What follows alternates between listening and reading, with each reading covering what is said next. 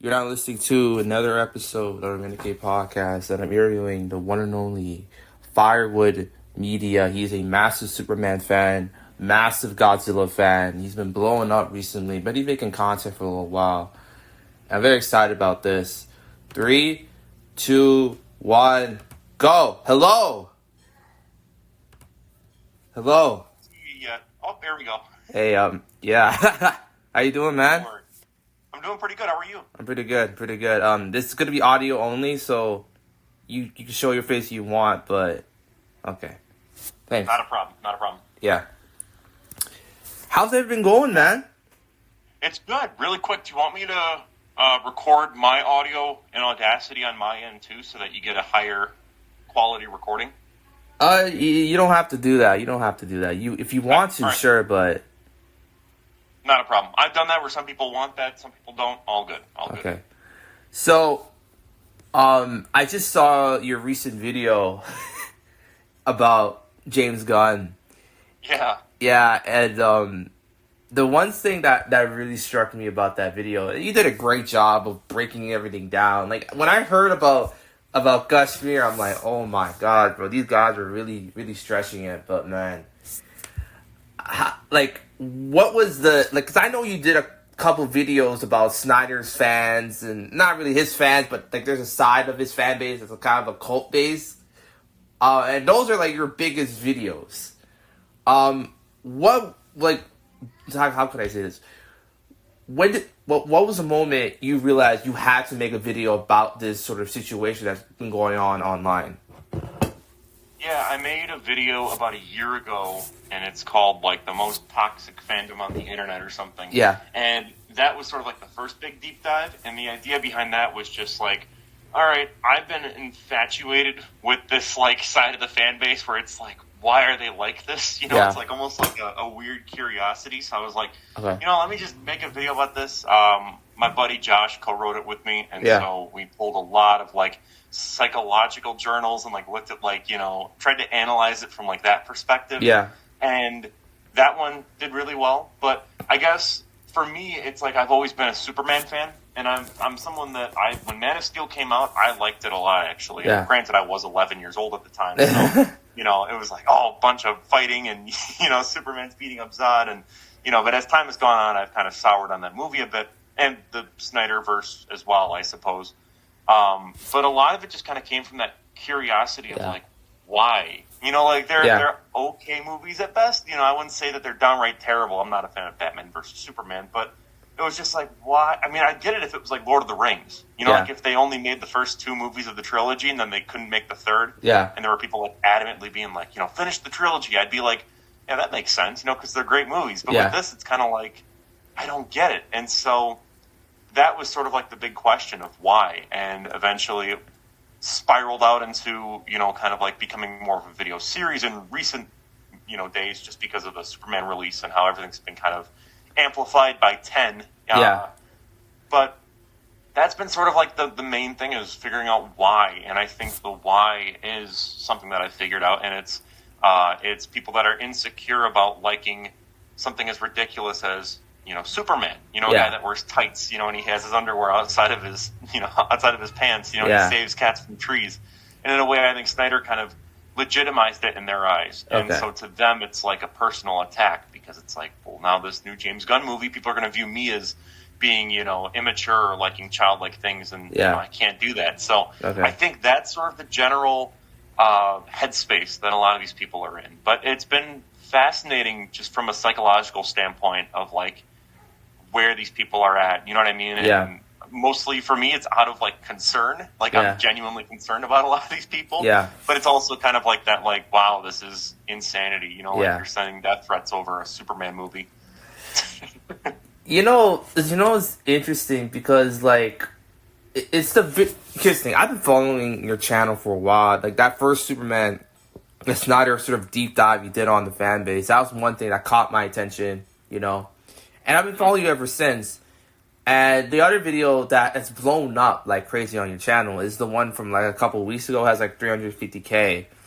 And the one thing that I noticed is that I think the reason why the fan base of Snyder is so like interesting is that there's a couple of reasons. The first reason is that like this is coming from a person that likes a lot of Snyder's earlier work, but the issue I like it too. I like Watchmen. I like Sucker Punch, which everyone ripped on me in that video for saying I like Sucker Punch, but I think it's a visually interesting movie. Yeah, it's not great. It's not a masterpiece, but I liked it. You know. Yeah, and the second is that. You must have heard of Excalibur, right? The movie, the Knights. Yep. Huh? Yeah, I haven't seen it yet, but it's kind of on the watch list. So I saw somebody do a video about how Excalibur has inspired a lot of Snyder's filmography, and more specifically, his DC trilogy is literally Excalibur with DC characters in it, right? And the thing about Excalibur is that its style is its substance. And I just think that, you know, I get what Snyder was trying to do in the sense of just like, you gotta understand, like, in 2013, not even a couple years before Man of Steel was even really a thing, Superman Returns comes out, and people, again, when it came out, people liked it, but over time, very quickly, people were like, okay, this movie wasn't that good, there wasn't that much action, Superman's moping around, and, you know, the funny thing is about Man of Steel was that it was David S. Goyer, right, that brought this idea up to Christopher Nolan and said, hey, I'm trying to do this Superman movie, what do you think? And he liked it enough that supposedly the executives at Warner Brothers wanted Christopher Nolan to direct Man of Steel. And I think about that all the time. I'm like, if Nolan directed Man of Steel, I don't think Superman's perception as a character would be so warped right now. Because the thing about Nolan is that I feel like ever since Snyder linked up with Nolan, I feel like Snyder is just trying to copy what Nolan does. You know, the multiple storylines, the weird camera angles, the bombastic soundtrack. I understand that he had that before, but I felt like there was like, okay, there's a limit that he goes to, you know? Right? Yeah. But ever since Man of Steel, it feels like he's been trying to chase that Nolan notoriety. I'm not saying him specifically, but his fan base sees the aesthetic similarities, and they can't. I don't know if they can't understand the fact that Snyder's biggest issue is that his characters oftentimes, like as of right now, his characters recently have felt weightless. Even though, and the funny thing is that, you know, Snyder's original idea for Superman, not even just the whole DC EU for Superman, is that he wanted to deconstruct the character, then build him up, then tear him down, and then by the time the third Justice League movie comes out, he's, you know, Superman we all love and enjoy or whatever. And I'm like, you need 5 movies for Superman to be Superman, then I'm sorry, like, that's not how it works. I'm sorry. That should have been the arc in Man of Steel. That should have been where he goes. Yeah. There's definitely elements of Man of Steel that I think work really, really well. There's also elements that really, really don't. But there's so much potential with those movies. And I think that's partially, too, why the fan base loves it so much, why they want it to continue, because they, you know, there's that meme where he's like, Superman is Mr. Potential Man. You know, like, here's all the things that he could do in the future. Yeah. And I think that's generally sort of like where it's at. And, yeah, I don't know. I think that Snyder is a lot like a director that I like, Gareth Edwards, where he's a phenomenal visual storyteller when it comes to also like integrating CG and all that type of stuff with real world shots, but his writing is just atrocious, you know. So it's like, I'm just waiting for that movie where either, you know, Snyder or Edwards team up with a really good writer and we get a really solid movie from them. You know, I don't wish anything bad on Snyder at all. I think he has a lot of potential, especially, you know, given what he's shown in the past, but it's like, he just needs to kind of rein in a lot of his own personal, like, leanings with, like, what he likes to do as a filmmaker. Yeah, I saw, like, the thing about Snyder, not even really Snyder, the thing about that fan base is that I think they're in love with the idea of Snyder than the actual reality of it. That's why that's why there's such a wide spectrum of people. You know, there's guys like you and me that we appreciate some of Snyder's work, but we can understand that a lot of his work have a lot of holes in them. So we're not going to be upset when someone criticizes him, rightly for that. There's obviously the other spectrum that acts like everything he does is a masterpiece, but there's another spectrum where, again, what we're seeing with the whole restorative Snyderverse is that they only care about his DC movies, and they don't. Again, I bet you they have not watched Dawn of the Dead or 300 or Sucker Punch or Rebel Moon or even the Dawn of the Dead sequel. Like, what? That'd be like me. That'd be like me begging for Nolan's Batman to come out with another movie and not care about any of his other films. It would be absurd, right? Yeah. It's just, to me, like, the funniest thing about the upcoming Superman movie is that I feel like for Snyder, because here's the funniest thing in the world. You know, James Gunn did this interview when his whole DCU started, right? You know, and he said that he's open for Snyder. If Snyder wants to do something, he can do it. But it's not going to be the Snyderverse. It could be something completely different, right? And, I mean, maybe. I mean, I was thinking about, you know, characters you would do well. But I think there's two characters I think you do a really good job on. And, again, he has to have a really good writer. Maybe James Gunn writes those movies. I don't know. But I think you do a wicked job with Deathstroke. I really think so. If there's a solo movie, I will watch that. Another one might be a little bit more out there. I think if there was ever a Raven solo movie from Teen Titans, I think he would do a really good job. Totally. I didn't even think about that. I was going to say, like, Lobo. You know what I mean? Like, yeah, Lobo. Yeah, I was going to say that too, yeah. Yeah, that'd be cool. That would be really cool. I think, in general, he works really well. Like, he'd make a great director if they ever make a Punisher movie. You know what I mean? Obviously, if he didn't write it, you know, because you look at Batman v Superman, it's like, that's basically Punisher versus Superman. You know, like, with how Batman acts, you know? So it's like, there's times where I'm watching that, I'm like, this was Punisher? Like, I think this would be great, but the problem is that it's not Punisher. You know, it's a character that's never supposed to use guns, and he's killing people actively, you know?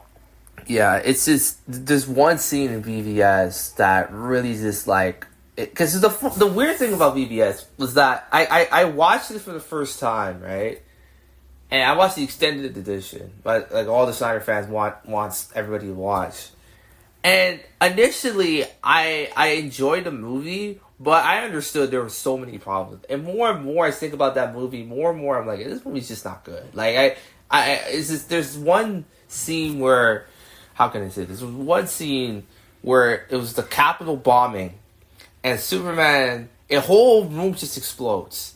It explodes. The guy comes in a wheelchair, and next thing you know, there's a hearing, and then it explodes. And I'm like, you're telling me Superman couldn't, like, get him out of the way? You're telling me the most powerful man on Earth could not stop that? Like, what? And he then explodes. He's looking around like, I swear to you, like, it's so funny about that movie. It's like, they constantly talk about, you know, Superman is just a guy trying to do the right thing. And when he's saving people, he looks pissed off, which is like, huh?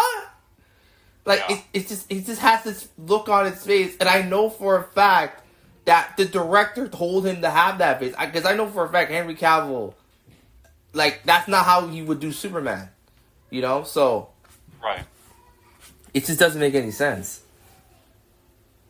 Yeah, I mean, I think Cavill, again, is like the definition of he had potential to do great. Brandon Routh was not a good Superman, in my opinion. Yeah. You know, I know he was in Crisis on Infinite Earths, but my problem with him was more just like he didn't have the warmth that Christopher Reeve had. Yeah. And Cavill has moments where there's warmth. Yeah. Like, you could tell it's there, but he's just being hampered down by either the direction or the screenplay. Yeah. And so I don't think he ever really got a fair shot to be that ideal Superman just because of what he was being held down by, you know?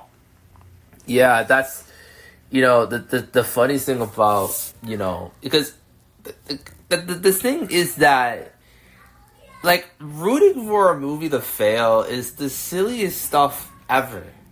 But then again, I'm reminded that there's so many channels that are like that. You know, have you heard of Jesterbell?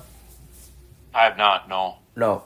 If there's anybody you can do a video on, like we did about Snyder, I think that would be a perfect one. Because, again, she exhibits all the same things as the Snyder cult, but it's not just about Superman. It's about everything. She's super, super negative. And it's like, it's so sad too, you know, like I couldn't get, because there's one video, you know, that she did about, you know, Harley Quinn and Poison Ivy, and she said something like them having a relationship is like a writer's fetish. I'm like, what? Even though they've been in the comics for decades, like for a while, and it's like, huh? Like, what are you talking about? You call yourself a Harley Quinn fan, and yet you don't know the basic fundamental understanding of the character, and then I realized, oh, this is just a grift, which is even more silly, you know. So I'm looking at her page right now. It's insane. Like, I feel like I don't even know what I'm looking at right now. Like, the Ironheart thumbnail is just bonkers. Yeah. Like, there's so many. It's crazy. Yeah. But that's, I think... I'm bookmarking this, by the way. Thank you for letting me know, because I might actually make a video on that. Yeah. And also, it's not just her. Obviously, you know, you have your critical drinklers, your neurotics, you have your geeks to gamers, you have your maulers, you know, all that stuff. Yeah. And it's like, they're profiting off of exploiting people's misunderstandings of these characters, which is, for me, more insidious to me. Yeah. Than somebody just say, you know what, I just don't like Superman for whatever reason. This is fair. Right? Yeah. But this whole push about, you know, Superman is this boring character, to me, feels like propaganda. Like, I don't know how you watched any of his animated stuff, the comics, and you come away thinking, yeah, he's just a boring character. Like, obviously, you don't understand comics or characters in general.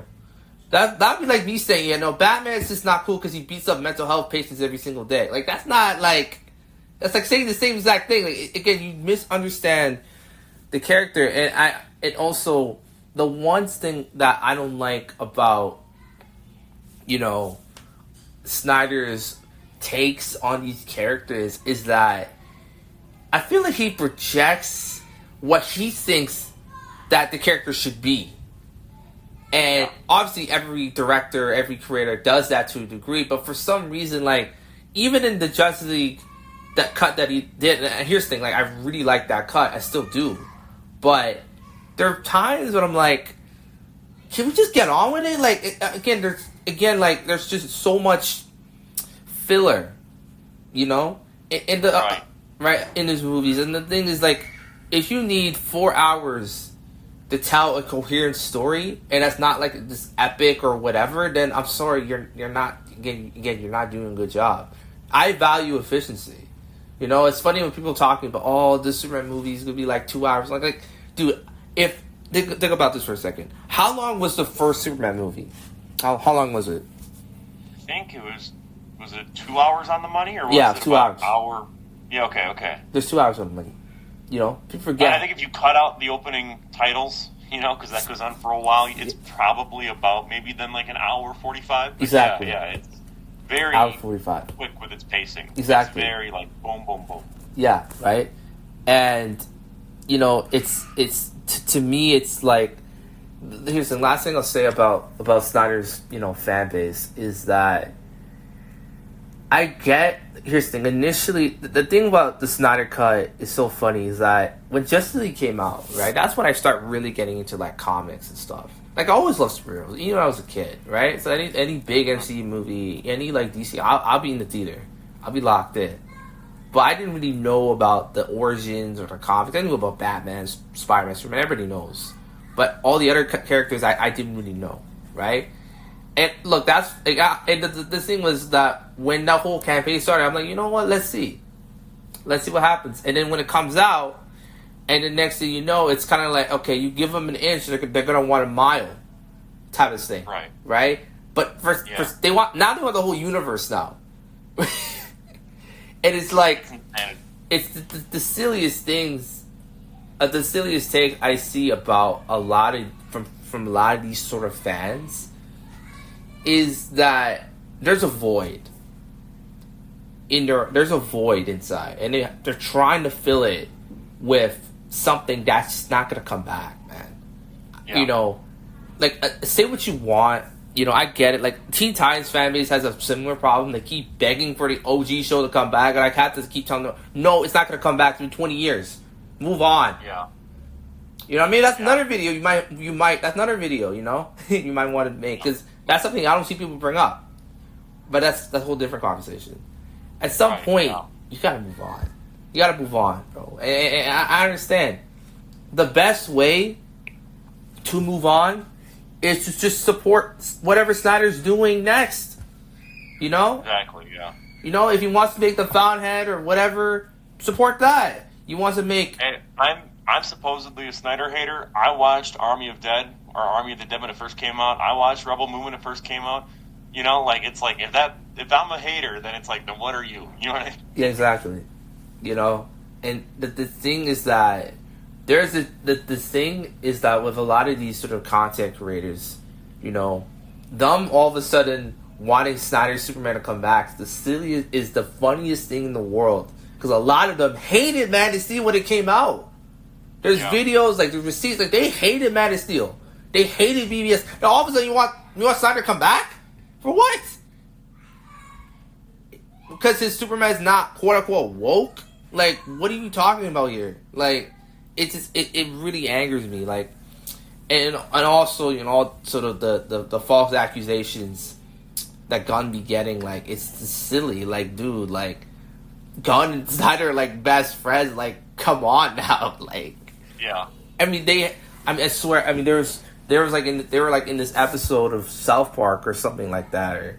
Oh yeah, Rick and Morty. Yeah, that yeah, just Rick came and Morty. out, Yeah, last night. Yeah, and it's the funniest part about that. I'm like, I bet you, I have a very funny feeling that Snyder will direct a DC movie, but it won't be from the Snyderverse. And I just want to see the reaction from the fan base. How are they gonna react to that? That portion. How are they gonna react to that? Yeah. Well, there's some right now. I'm working on a video about that specifically and the reaction to it with the whole Rick and Morty thing, because there are like subgroups now of the Snyder fandom where they're like, no, he's playing the long game, you guys. He's undercover, and it's like QAnon level, like. Yeah. No, guys, we swear he's on our side still. He's doing this as part of the long game, and it's insanity. I'm starting to get it kind of ready. I might film it today. I don't know, but it's bonkers. It is bonkers. It's interesting you mentioned that you might film a video today. How long does it take to do your videos? Because there's a lot of detail. Sure, it's just you talking in front of a camera, but I would think that there's things you had to cut out. You know, trim the fat. Yeah, so originally when I first started doing facecam videos in like 2023, I would do like a bullet point list of like what I wanted to talk about, and then just kind of have that in my lap. And so a lot of those raw footage of me just like, I'd be talking and then I'd just look down at my lap and then I'd look back up at the camera and kind of go from there. Yeah. And those would take forever to edit. It didn't take anything to write because I'd just come up with all my points, you know, kind of throughout the day before I hit record. Yeah. And then recording would take, on like an 8-minute video, whatever that length is, you triple it, you know, so it'd take about 21 minutes to then or 24 minutes to record. Yeah. And so now though I got like a teleprompter around like late 2023. Wow. Going into 2024. And with that, it's like, oh my God, I can actually write out a script and, you know, not sound like a barbarian. So, but then you're sacrificing the writing time, or you're sacrificing more time into writing. So typically, I don't know. The thing is I was in college in 2024 when I was kind of really getting momentum as a YouTuber. And so I was already writing a bunch of essays. Yeah. And so for me, it's hard to really kind of quantify, like, it takes me this long to write it because, like, I can churn out a 2,000-word essay in, like, an hour or two just because that's just kind of what I was doing in college. And so I've sort of kept that up. And I think if I wasn't in university, like, if there was, like, a year, like, I graduated and then I took, like, a year off to do whatever, and then I started doing YouTube, I think I wouldn't be able to put out videos as quick as I can just because so much of my job is just writing. And so I kind of had that momentum, thankfully, because of college. And my degree in college was communication, electronic media, which is audio video. So I kind of waltzed right into this place perfectly. But to kind of answer your question, I'd say we'll look at a video that I put out recently. We'll go with... We'll go with the Superman retrospectives because those are easier to quantify. It takes about... So I got to watch the movie twice. I typically watch it one day and then wait a couple days. I take notes while I watch it, and then I watch it again. just so that I don't like miss anything. Otherwise, it's like a first impressions kind of video. Yeah. And then I take all those notes, kind of like lay it out with like spreadsheets, and I go, okay, here's this point, here's that point. What would make logical sense to introduce this idea when? And that takes about an hour to figure everything out there. Then writing takes maybe about an hour or 2 hours for the actual script. And then recording, again, it's more like double now. So whatever the length of the video is, it takes about double to record it.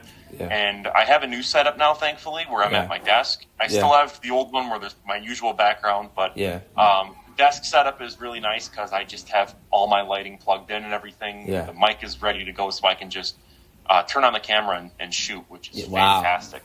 So the old setup would take about 30 minutes because I'd have to bring in the lighting thing and plug that into the wall, and it was not a lot, obviously, because there's people that are literal like coal miners out there that are working in the mines for 14 hours, so I sound like a dick complaining about it, but it streamlined the process for sure. And then editing, I used to do editing streams. Those are all available for members only on my channel now, but editing usually took maybe 3 to 4 hours depending on how intense some of the edits were. I mean, I'll have points for like I'll make the intro like super crazy and I'll have all this stuff on screen, and that'll definitely extend it. But I mean, like the James Gunn one that I just put out, that took maybe like an hour to edit. It wasn't really anything crazy, just because it's mostly me pulling up a tweet and talking. But the retrospectives, a lot of work goes into those, and so for better or for worse, like it's a little demoralizing seeing like the James Gunn video do really, really, really well. And it's like, oh man, that took me like maybe 3 hours to make. And then my Superman retrospectives get like maybe 5,000 views, and it's like, oh man, that took me forever. But at the end of the day, I'm more passionate about that Superman video, the retrospective, and I'm more proud of it. So to me, that kind of wins out in the end. But I think you put everything together, it's maybe about 10 hours maybe per video. Wow. I mean, right now I'm doing basically, daily uploads almost. And so it's just every day, you wake up, the video's probably already written because I like to kind of get stuff ready for the future. But then you film it, you edit it, you get it out that same day or, like the next day. But it's about the process. Wow. Wow. It's a grind. It is a grind for sure. So it's interesting you mentioned momentum because there was a time where, again, that first Snyder video was your biggest video. And now it feels like anytime you make that type of video, it's clearly like 20K, 50K, 100K. Right? How do you process that? Like, your videos are now getting more consistent viewing. The comment sections are in the thousands now pretty consistently. Like, how do you process that? I don't know, because back in the day, for me, a successful video was 100 views. That was like 2023. And it was like, when I hit 100 views on a video, I'm like, okay, I know that there's at least some people watching that, I'm going to leave it at that. And then around like 2024, then it kind of shifted to like 1,000 views. Like, if a video has 1,000 views or more, like, cool, it worked. It did what it was supposed to do. I've still kind of maintained that mindset. I think keeping it at like really low and keeping expectations low for everything is the way to not like start pulling your hair out and going crazy. That's just something I've always tried to kind of maintain, because it's like I don't know. It's really weird, to be honest, because like I was so used to like screaming into the void for so many years about my content, where I would just put out a video and like 100 people see it, if even. And now it's like, I'm actually building momentum. I actually have an audience, which is just so bizarre to me, you know, to see like people be like, oh, I just saw this video, great job, like, and now I'm on this one. And it's like, to me, I can't even really fathom it. It still doesn't feel real, if that makes sense. Because at the end of the day, all I'm really seeing are just kind of like numbers on a screen. There's nothing really tangible about it. Like, you see that 30,000 people watch your video. And then you go to, like, for me, I go to a baseball game like Miller Park, and that's about around 30,000 people were at that game. And then you kind of like go like, oh, well, that's how many people saw my video, assuming each view is one person. And so then you kind of have a moment where it's like, oh, that's actually kind of nuts. And then, it's like, for me, I'm someone who has to kind of like see it in person. And I don't know, I try to just treat videos like, did I have fun making it? Was it something that actively, like interested me? Yeah. If so, then it was a successful video, regardless of how much I made off of it, how much, how many views I got or whatever. I try to enjoy myself more, because there were periods where it was like, all right, I'll just make this Godzilla video just because it's like, it's what people want. I'll make this tier list because people are demanding that I make a tier list about, the different suit designs. And it's like, I'm not really passionate about it, but I know that people want to see it. Yeah. And learning to kind of just make stuff because you want to make it is the best kind of mindset that I think a content creator can have. Wow, that's a great answer, man. Have you ever scrapped a video like that you were working on? Absolutely. Okay. Absolutely. I scrap videos all the time. Wow. I what I do is I have a spreadsheet. Everything I make is in spreadsheets. It's ridiculous. Yeah. And I come up with, there's two sort of like different sheets. One is the upload schedule, where I have an ongoing sort of like date and timer, so I know exactly how much, specifically what day it is, and then like, the time and everything. And I plan out all my stuff. I have videos planned out through 2027, as crazy as that sounds. What? Yeah, I have a massive upload schedule. It's like, okay, here's where I'm going to be, how many ever, 2 years from now, basically. But every video that I have through 2025 is completely planned out. I have the title ready. I have everything. I mean, of course, if a drama thing happens, then I kind of push stuff around. But like the bigger videos I have where it's like, yep, we're doing this on this day. We're doing that on that day. And so it's great because then when I write a video, I make it this kind of like yellow shade. When I film it, I make it a green shade. And then once it's edited, I just, delete it off the spreadsheet. Okay. The other spreadsheet is video ideas. So like I'll be, laying in bed, can't fall asleep, and I'll be like, oh, I should do this video. Here's the title. And then I, have that, but I never really know where to put it. Like one video idea that I was going to make and release when Thunderbolts came out was called The Rise, Fall, and Decay of the Marvel Cinematic Universe. Okay. But I gradually realized I would have to go movie by movie and TV show by TV show, and I'm like, this would actually take, I don't even know how long. It was like I would have to pause everything to get this ready, and it'd probably be a very successful video that would do well, but it was also like, I'm gonna just chip away at this and work on it slowly and go from there. Otherwise, like I wanted that out, then I delayed it to like Fantastic Four, and I'm like, no, there's no way I can get that done.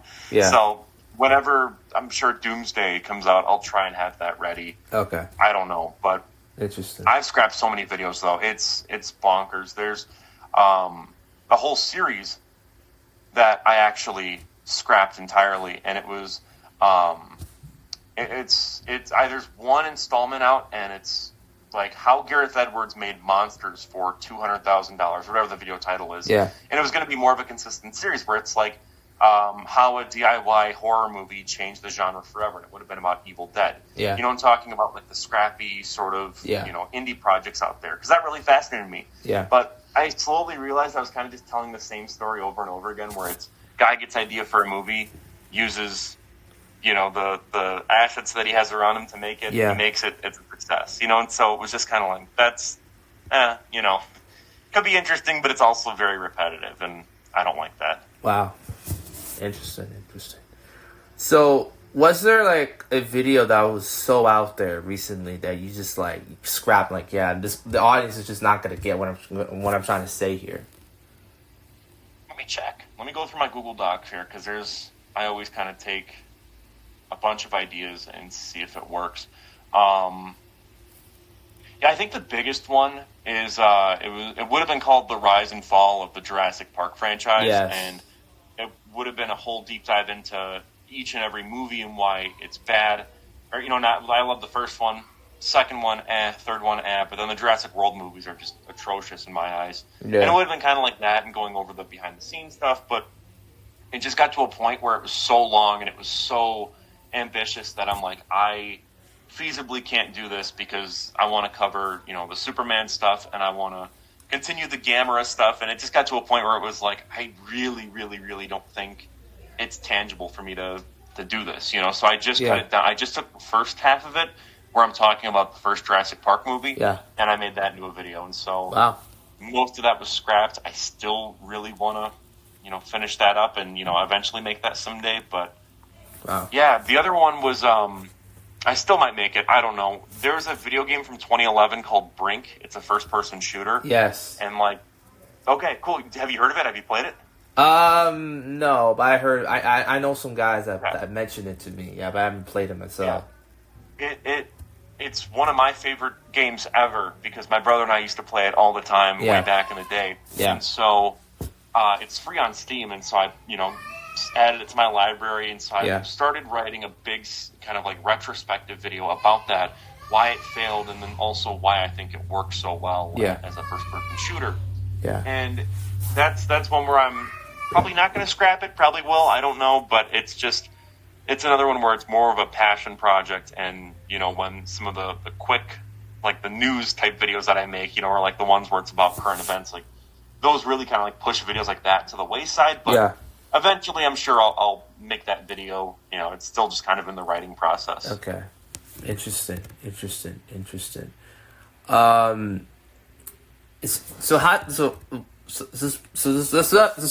other question I'm going to ask you is a little bit more personal, but how does you sort of grow? I don't know where you're from.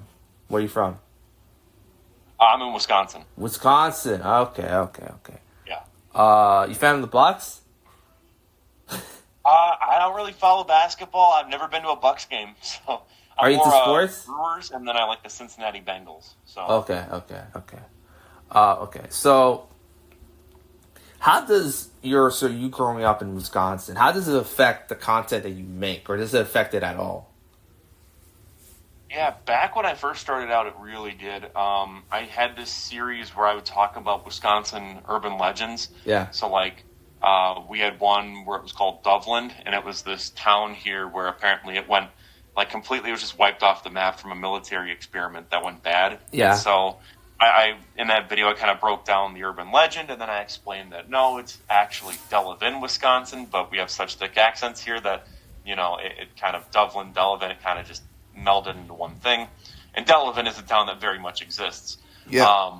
There's also Haunchyville, which is this like town where there's all these little people that if they see you, they'll chop your legs off and then make you run around on like as if you're like their size then. Yeah. And just kind of like going over some like the weirder stuff from Wisconsin. Yeah. Even like with my current stuff, I still try to kind of represent Wisconsin a bit, and kind of like make jokes every now and then that are like in vein with like Wisconsin type humor. Okay. I'm someone that's very proud of being a Wisconsinite, even though a lot of people would be like, why are you proud of that? But I just, I love the state of Wisconsin and where I'm from. And so I try to kind of rep that as much as I can. But yeah, for the most part though, it's doesn't really change much. I guess the only thing is that it's like, I'm in a rural area. So for me, it's, you really can't, like, you're never going to really go somewhere specifically and either, like, see someone that would, like, know the channel, or whatever. Yeah. Like, you're very much in your own lane. Yeah. And, like, I've been to G-Fest. People have recognized me in Chicago. And it's, like, that's really cool and everything. But it's also just kind of nice to where it's, like, I'm in my own lane, way up here. Yeah. It's great in that regard. But, yeah, for the most part, it can be kind of isolating, too, because this is very much a remote job. Yeah. And so it's like most of my day revolves around me at my computer, and so you don't really get much interaction from time to time. So you really have to make a concerted effort, like, okay, I'm going to go to the beach today. I'm going to do this. I'm going to just set some me time aside, and be more social. So, being in the middle of nowhere definitely, changes that. But it also makes it so that, like, when, you have... It's to me, it's just fascinating that someone like me can have an audience because it's like I am literally in the middle of nowhere. Okay. This would have never been a thing, like 20 years ago. Yeah. Maybe 20 years ago because that was like 2005. But 30 years ago, like in like the 90s, there's just so many cases of that where it's like I could have been a guy running a public access TV show, if I was alive in the 90s. Like that's probably where I would have been. So. Yeah. Wow, that's an interesting answer. You mentioned that people recognize you in public. Like, how many times you get recognized in public, and how do you process that somebody in real life like goes in and they like appreciate your work and stuff like that? Yeah, I've had several moments. So most of them have been at G-Fest, Godzilla Fest, which is in Rosemont, Illinois. Okay. And the first time it ever happened, and I'll never forget it, I was looking at, there's this whole, like, dealer's room in there, and it's bustling with people, and I was looking at a person that was selling all these DVDs. I was looking through their stuff. Yeah. And someone tapped me on the shoulder, and I kind of, like, turned around thinking, like, oh, they want to get in here and, like, look at the DVDs that I'm also looking at, because, you know, it's very packed in there, and so... they go, are you Firewood Media? I'm like, yeah. And they're like, oh, I love the channel. I'm like, oh, thank you so much. I'm like, do you want a picture? He's like, yeah. And that was kind of just the extent of the conversation. But it was still, like, it was mind-blowing to me because it was nuts. It's like, oh, my God, someone knows who I am. You know? A really funny one was, so long story short, I'm in this band right now, and I'm the guitarist and the lead vocalist right now, and one of the people that's, like, kind of semi, like, related, you know, like, they're friends with one of the other members, knew who I was through my videos before they even realized that I was involved with this project, which is really funny to me because they're a big Godzilla fan. Yeah. And so they were like, oh, wait, that's him? Yeah. So, but yeah, there have been a few other instances for sure. A lot of it's just, you know, for me, I try to make it so that, like, they feel comfortable, you know, that it's like, it's that I'm not, like, going to be rude or anything, that it's more just like, look, I'm just a guy, you know, I'm not top shit or anything, I'm just a dude, you know. It's like, if you want a picture, that's completely fine, you're like, I'm cool with that, but, you know, it's just, that's the biggest thing, is to try to, like, kill any, like, nerves, because it's like, you don't have any reason to be nervous, or, like, you know, it's like, I'm a guy, I'm a schlubby guy from Wisconsin, you know, it's like, there's no reason to, to, like, geek out or anything, but that's sort of, like, the biggest thing that I try to kind of do, is just make people relaxed, you know, like, if they do see me, or like, you know, to not, like, because you could definitely tell sometimes that they're, like, very, like, oh my God, you know, like, it's like one of those where it's like, holy shit, like, you know, this, like, not starstruck, but just this general vibe of, like, shock, you know, if they're seeing, you know, someone that they see on YouTube in person, because I've experienced that for sure. Yeah. You know, a long time ago, I met Akira Takarada, who was an actor from the original Godzilla films. And I kind of had this moment where I'm like, oh my God, you know, like, you're freaking out at first, but you know, it's just something that, you know, it's a part of it, I guess, which is weird. I mean, I don't say that, like, derogatory, where, like, I think that's weird that people feel that way. It's more just like, I don't know, it's kind of a bit difficult for me to wrap my head around, but it's also like, I kind of get it, you know, because there's a lot of people where I get comments where it's like, you know, I listen to your stuff, you know, while I'm a trucker, you know, like, I'll listen to it while I'm on, like, routes, you know, I'll just put on, like, your 10-hour compilations and go from there. Wow. So I kind of get it, because, you know, like, there's a lot of people on YouTube that I watch where I would reasonably be like, oh my God, like, I'd be, like, starstruck if I saw them or met them, you know, but for sure. Wow. Kind of a rambly answer, I'm sorry. Yeah, it's all good. It's all good. My question is, how did you get into Godzilla, and how did that inspire you to be making, like, short films? Because I know you sort of talked about that in one of your older videos. Yeah, I got into Godzilla. It's kind of weird, because I like to tell people it's multiple choice. You know, it's kind of like the Joker with all of his, like, backstories. You know, on one hand, like, I'm sure if you asked, like, my mom, she'd say it's because she got me this Wii game, Godzilla Unleashed. Okay. You know, back for, you know, like 2007 or whatever that came out. If you ask my dad, it's because I would watch Godzilla 98 on VHS. Yeah. Or if you asked other people, it'd be because I would watch the Godzilla movies with my grandpa. It was kind of like a mix of everything. It was like the perfect storm of, you know, all these elements all kind of, like, colliding around the same time. You know, I loved dinosaurs as a kid, so it was like a natural sort of progression of going, well, I like this, so this is kind of like the next best thing in a way, and there's like 30-some movies at the time, so that was probably, I'd say, where it really kind of started, was just from all those aspects kind of slammed into one. Wow. But for me, with how it kind of turned into my movie stuff, I originally started out making, like, stop motion animation monster movies, and then gradually I was like, oh, I want to make real movies with, like, people in them, you know? And so that slowly turned into what I do now, and I try my best to kind of go back to the days of being a little kid and making those stop motion movies. Yeah. like my most recent short film, Canopsia, has like a stop motion like turtle in it. You know, like there's like little bits where it's like I'm gonna go and make stuff that little kid me would have just loved to have seen and to have known that, you know, I'm making this now. Yep. And so, you know, the giant monster stuff has been kind of recent. A big reason why is just because I never knew how to actually bring it to, you know, to film, basically. Yeah. My big first attempt with that was Restricted Zone, which was this idea that I've had for so long about, you know, this radioactive area where a soldier kind of goes through there and ends up stumbling upon a monster.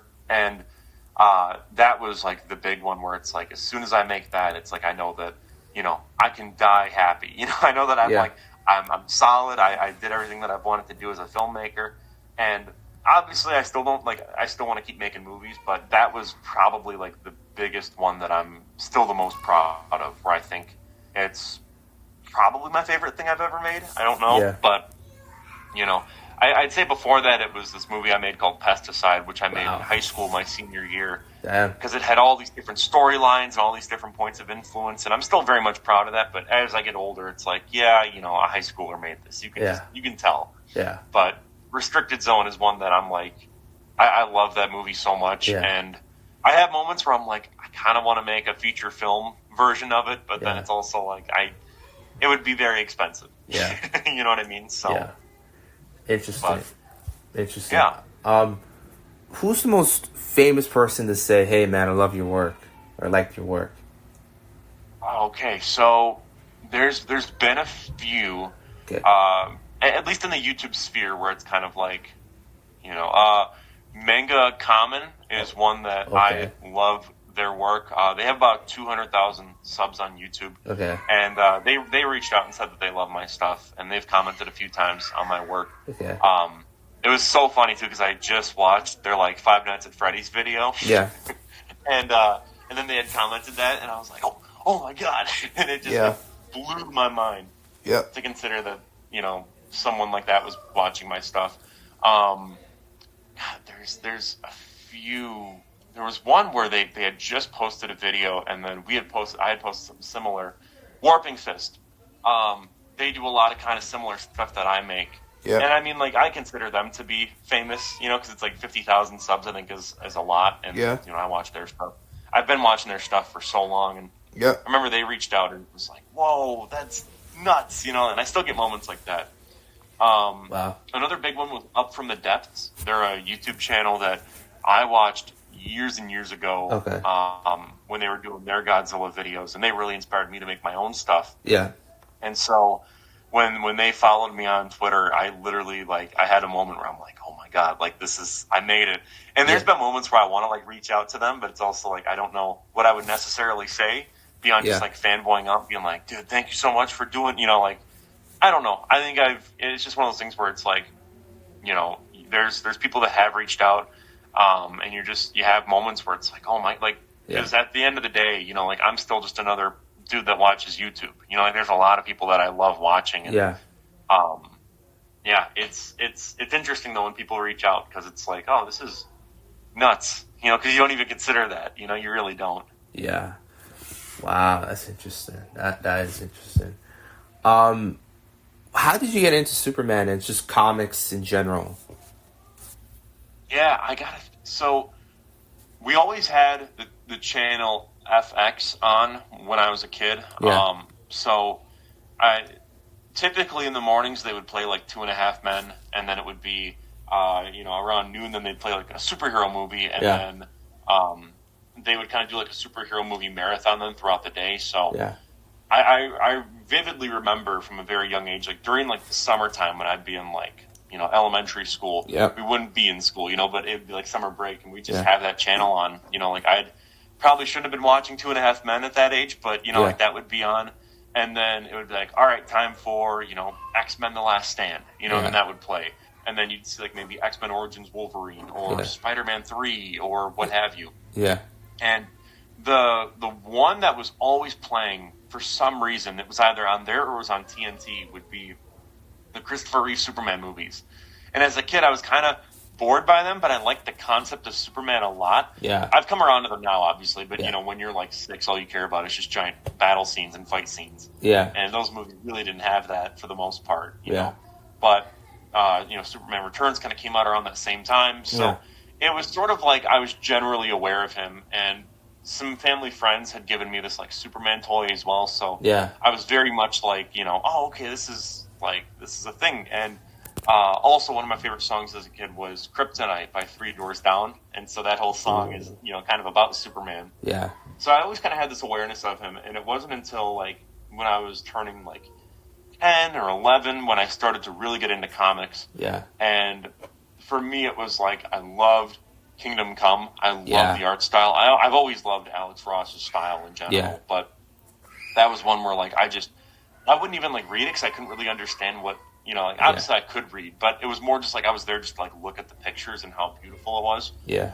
But the biggest thing though for me was when Injustice came out. Yes. Because, you know, say what you want about, you know, the whole evil Superman trope. At the time, that was like kind of brand new. Like no one had really done that yet. Yeah. At least, you know, in the mainstream at that point. Like we hadn't had Homelander yet. There wasn't, you know, an Omni-Man that was well known beyond, you know, the comics, of course. But you know, your everyday person off the street probably wouldn't tell you what an Omni-Man was at that point.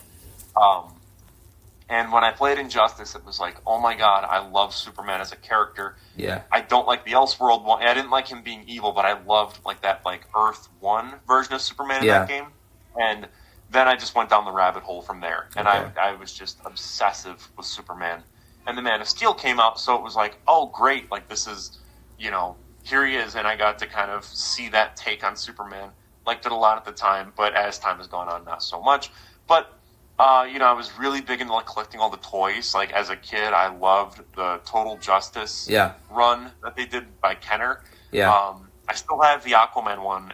You can see it in the background of my videos. Yeah. I own the gold arm variant, which is practically worthless. But I thought, like at the time as a kid, I'm like, oh, this is valuable, and I never opened it. Okay. And it's still worthless, but you know, to me, it's still cool just having that in the background after all these years. But yeah, it was a culmination of things for sure, but I think Injustice was a big reason why. And, you know, like, I liked Batman a lot, too, because of the Arkham games. Like, I loved Arkham Asylum. I played so much of that. Yeah. Arkham Origin, probably my favorite, though. But, yeah, it was a lot of different sort of influence points. Okay. But I just think that, you know, coming from rural America and seeing that, like, that imagery of, like, Clark Kent, you know, like, being that, like, that farm boy who's just trying to do the right thing, it's like, yeah, that's me. You know, like you see yourself in that character for sure. Okay. Interesting. Wow. What do you think is the future of your channel? And do you think at some point you might, you know, get a feature film in a movie theater somewhere in the world?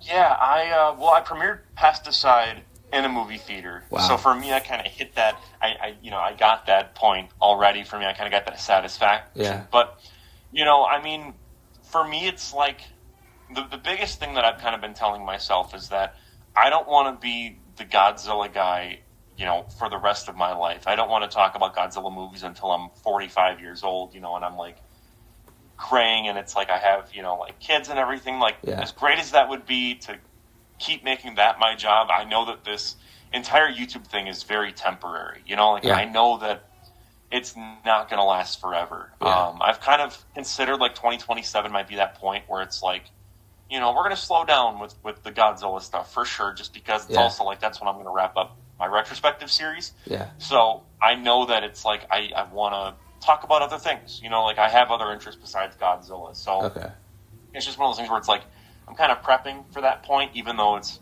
about 2 years down the line. But it's still, it's that side of me where it's like I still want to, you know, not make it seem like all of a sudden it's like, all right, I'm done, goodbye. And I'm not done with YouTube at that point either. It's more just like we're going to be shifting gears a little bit. Yeah. But, you know, like long term, I really want to cover Ultraman. Okay. I love Ultraman so much, the Japanese series. And the thing, though, for me with that is it's like it's going to take so much to make those videos because it's TV and not a movie, you know? Yeah. With a movie retrospective, it's like you're covering a 90 to, like, maybe 120-minute long movie, sometimes more, sometimes less. Yeah. And with a TV show, though, it's like you're covering like 400 minutes worth of content, roughly. Yeah. And so there's just a lot to go over. Yeah. And I'm kind of breaking it up where I'm talking about the Showa Ultraman stuff in depth, and then I'm going to do like, you know, the revival era and then like the Reiwa era as sort of like each videos like that. So I'm not talking about Ultraman for like 20 years because there's so many series and there's so much content. Yeah. But that's sort of like the big thing through 2026 that I want to do is cover Ultraman a lot. Yeah. But filmmaking though has always been like first and foremost like the biggest thing that I'm really like invested in. And same with music. I don't really talk much about music on the channel, but you know, I've been someone that's, you know, ever since like 8th grade, I've been, you know, playing bass, and then that slowly turned into playing guitar. Yeah. I really want to pick up drums. I just don't have the space for it. But, you know, it's just that, like, I want to, you know, we're working on an album right now with my band. And so that's the big thing where I'm probably going to post a couple music videos on the channel. You know, we have a song called Destroya. And so it would fit really well with the Godzilla theme on the channel. So that's probably going to be the one video that I throw up there that's a music video to kind of like rope people in that watch my stuff to go like, oh, he does music too. Let me check that out. Okay. So, damn, that's... But, yeah, it's a lot. I have a lot of ideas with what I want to make for feature films. There was one point in 2023 where my short film Doppelganger blew up, and I had a couple people reach out to me that had industry ties that wanted to sort of develop that into a feature. Yeah. But it just never really, you know, happened. It was just because of a multitude of different things, which is fine. At the end of the day, it worked out for me perfect where I'm doing what I'm doing now. You know, it's not like I'm like poor and destitute, you know, out on the streets, you know, like I'm okay. But there's definitely times where like I spent like a year of my life trying to develop Doppelganger into a feature film. And there's that part of me that's like, I want to make that still, you know, that's like that one, like, it's like I'm Captain Ahab, you know, going after Moby Dick, like that is like, that my white whale in a way is getting that movie made and getting it to work. Because man, I gotta tell you, I probably made about 80 drafts of that screenplay. Like it was just, I would have one for like a month and then it would be like, nope. And then another day I'd have a different draft, and it was just, it was so difficult to develop this 2-minute short film into a feature film. And there's still ideas where I love it, but it's not there yet, you know? Wow. That's crazy. 80 drafts, man. I can't even fathom that. But you mentioned that you're in a band. What type of music you guys make? I'm assuming it's like alternative rock. And what are your musical inspirations to do it? Yeah. The band is called The Ideal, and we make, I would say, the way I've kind of explained it to people is that we're a bit like, you know, we mix in kind of like Green Day with some like kind of like more like other like kind of 90s punk, but then we also have songs that are a lot more melodic, you know, that blend bands like, you know, The War on Drugs or, you know, like Ariel Pink, you know, like those are some like influences for sure. This sort of like jangle pop, so like a little bit of like the Smiths, you know, like that sort of like having like a beautiful little guitar riff in between, like you know, these like kind of thundering drum beats and whatnot. But yeah, and that's probably the best way to describe it. It's alternative rock with elements of like punk, pop, all types of stuff, you know. And so for me, my biggest influences, I always try to make the catchiest song you could ever imagine. So some of my favorite artists right now that I try to kind of emulate, I love Def Leppard, so I try to kind of have like their looks that they always work in. Like I try to look at like, how did they do that? How did they make that sound? And how can I emulate it for my work? The Cars, Weezer, you know, like anything where it's like you blend like that heaviness with this like gorgeous, you know, chorus. Like that's for me the goal. But yeah, definitely for sure. On guitar, you know, I have this like kind of checkerboard guitar that I love to play on stage, and that one, Cheap Trick, everyone kind of looks at, you know, as being like that big point of influence. But I've always worn Vans that were like checkerboard for me, so to me it's like just a guitar to match the shoes. But you know, everyone in the band kind of has their own points of influence. John, he's our drummer. He loves pop punk, so like Blink-182. like that general sort of sound. Early Fall Out Boy. But he also loves like more of like the hardcore punk stuff. And then meanwhile, Alex, our bassist, is very into like prog rock stuff. Okay. So like he loves Rush and Yes, like that type of more. Or like King Crimson? Heavy. King Crimson, yep, exactly. So okay. That's we when we're in the studio, it's really great because like I'll come up with like a really catchy riff, and then John will come up with the drums for it, and then Alex will come up with the bass for it, and so everyone kind of just gels really nicely to where we could have a song written in like an hour that's like ready to go for the stage. So it's great. It really is. We work so well together. Wow, that's interesting. So when that album does eventually come out, are you guys planning on a local tour? Are you thinking bigger than that? I don't know, what's the barometer here? Yeah, I really don't know. I know that we're going to try to get the album out. I don't know when specifically, but we are going to record.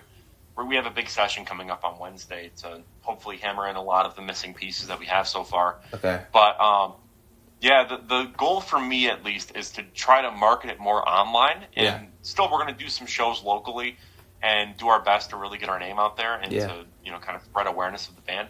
Yeah. But for me, I want to really be aggressive on social media and try to kind of get stuff out there and make awareness of like, look, here's this band, here's the songs, etc.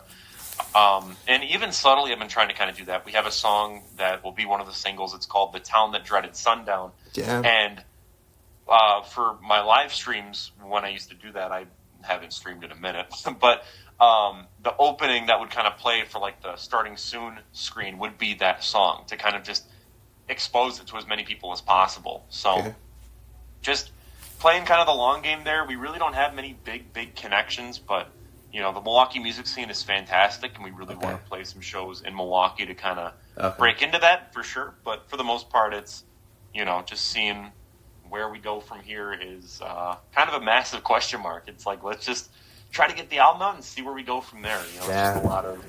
It's just it's a lot of uncertainties, but that kind of comes with it. Okay, so I'm assuming like YouTube, you what you're doing is your full-time job being a YouTuber along with the other stuff, or do you have, or just like somehow a side job, or?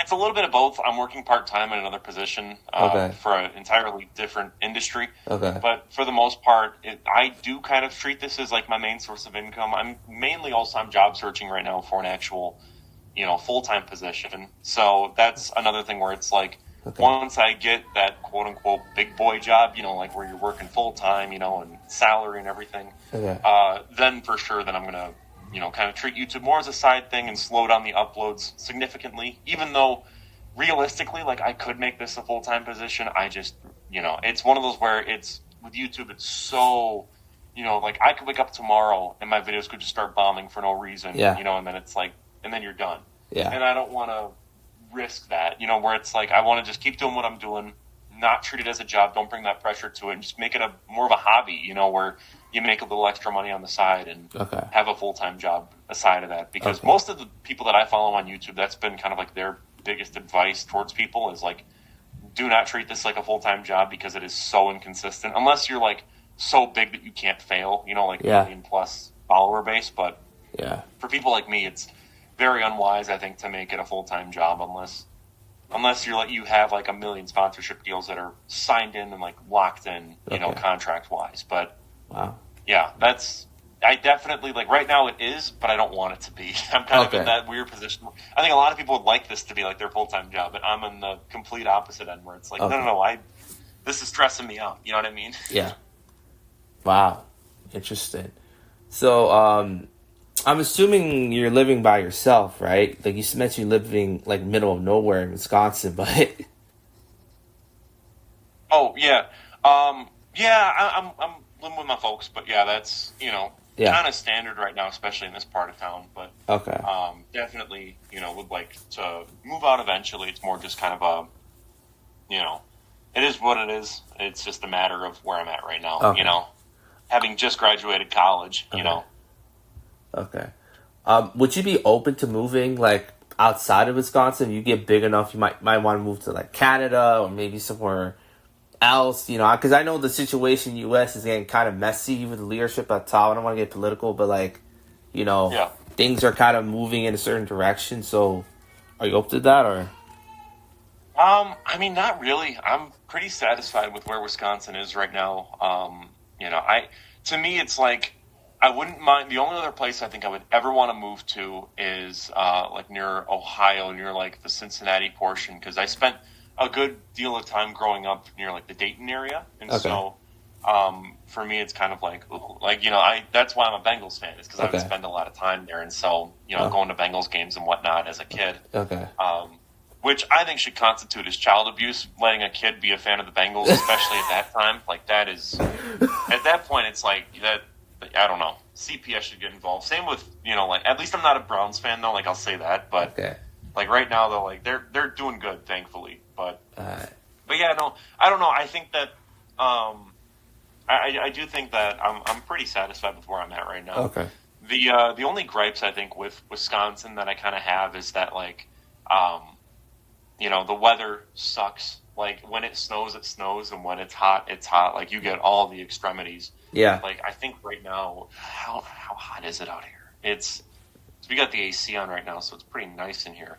But, like, let me see here. Yeah, it's 83 degrees outside right now. We're looking at 96, though, later in the week. So, I mean, like, it's all over the place. The humidity here is crazy, but then when it snows, it's like -10, and there's like 2 feet of snow that you got to shovel out. So it's not for the faint of heart, but I personally, I love it. I really wouldn't have it any other way. I've traveled a lot too over the course of my life. Like, I've been to other countries, so it's sort of like, I've been to Canada, I've been all over Europe, and I still really want to go to Australia and Japan. Those are kind of like the big two that I still haven't been to yet. But it's sort of like I've been all over, and I've kind of found that my place here is at home in Wisconsin. I know a lot of YouTubers like to move out to like LA and whatnot, but for me, it's just, I don't know. That just doesn't really interest me, because I've been to California. My brother's actually living out in California right now. But yeah, to me, it's just, I don't know. I like Wisconsin a lot. Nothing would really change that. Wow. To me, I also like to view the current political stuff with America with a lot of optimism. The thing that really intrigues me is how, I don't know if you saw the thing with MatPat recently, where he's like trying to get a creator caucus going. To me, that would be life-changing, because the way that this is getting kind of like more into like YouTube stuff with like income, but you're taxed with YouTube stuff based on royalties. At least that's how I had it done with mine, with my tax expert, where each individual payment is treated like a royalty from YouTube, which is fine. But once you get to a certain point and you make a certain amount of money, then you're taxed like crazy. I mean, like 33% of your money is gone, Yeah. So hopefully with this, that would really help. Same with the whole copyright stuff. But there needs to be a serious overhaul with the way that the government runs things, the IRS runs things with the tax stuff here, because it's bonkers with YouTube. It really is. I mean, like, it's a shame that a lot of people that are in office don't even know what YouTube is or how to use it, because it's like, this realistically is a lot of people's livelihoods that live in America. It's like, please, for the love of God, we need reform, especially with copyright on YouTube. But that's a topic for a whole other day. I could go on about that, but I'm optimistic though about a lot of this stuff. I think that there's a lot of change that could happen that could really kind of fix things up, and make it better. Yeah, interesting. You mentioned that you traveled the world, and you mentioned you went to Canada. How was that like? Yeah, I was in Toronto. It was just the airport, I will say. I haven't ventured outside of the airport much, because it was a connecting flight to, I want to say it was to Sweden. Yeah. But it was, the thing I was shocked by is how clean everything was. Yeah. You know what I mean? Yeah. I'm assuming, are you from Canada? Yeah, I'm from Canada. I live in Mississauga. So we're not that far away from Toronto. I live in Port Credit. So the area is pretty good. So yeah. But I was blown away, though, by how clean everything looked, like just looking out at everything. I mean, like, I've been to so many airports where it's just a dump. A lot of American airports are just dumps. And I was just, like, blown away by it. And everyone was very friendly, too. Like, when you go to, the little, like, kiosk areas for, like, a snack or something, it's like everyone there was just so nice. And that was, like, the big thing that really kind of blew me away, where it's like, wow, this is this seems really nice here. You know, like, I get it now. Like, the stereotypes are true. Everyone here is just very polite, you know, like. Yeah. Wow, interesting.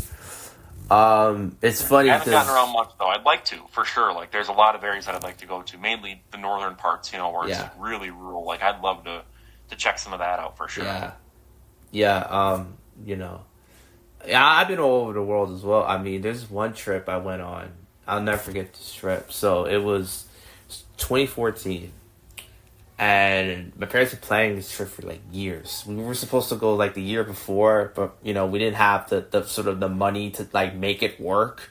So we went 2014 and it started from, so we started from Germany, specifically Munich. I'll never forget when we first got into the hotel in Munich. We were outside of Munich. It was right next to a train station. And this hotel was super nice. Had its gaming room and everything. And then we go to Munich, right? And we stay at another hotel. And that was super nice. And then we kind of like went from Munich, went to Italy, like went to like Milan and Venice. With like that, the Venice trip like blew my mind. Like, sure, the hotel wasn't super nice, but like just just being there was just different. Then the Switzerland part is probably my favorite part of any trip ever. Like, we were, like, driving through, because there's, like, this winding sort of highway sort of underneath the mountains, right? And we got out to the, and then there's another road that's sort of, like, against this road. It's because it's the side of a mountain, right? And it was the perfect conditions, because it was sunny, it was breezy, and I was seeing it right from my window. It literally looked like heaven. And it just, like, I'm like, this is an out-of-body experience. Right? And then we went to Austria, Vienna, that was super cool. Then we drove through Poland. We didn't really go anywhere. I think we stopped to get something to eat, but that was about it. And then I still, those 11, 12 days, like, I'll never forget. I'll never forget them. I want to do something like that again at some point, you know?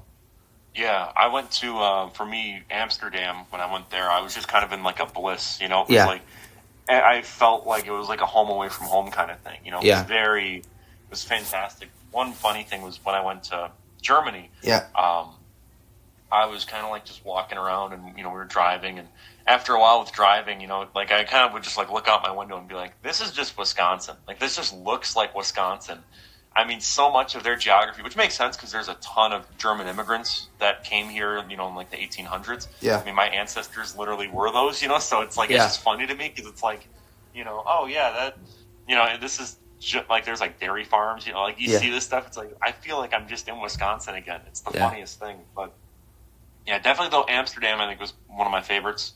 I was just kind of walking around just in like a bliss. So it was weird. I don't know why. Like, I felt like a part of me was like, had been there before. Like, I don't believe in past lives or any of that stuff, but for me it just kind of felt like, you know, maybe there's something here, you know, like a spiritual sort of thing. But, the other one was Sweden. I loved Sweden when I was there. It was actually really funny. We were in London. We stayed in London in like 2016, and then we went to Sweden the very next day.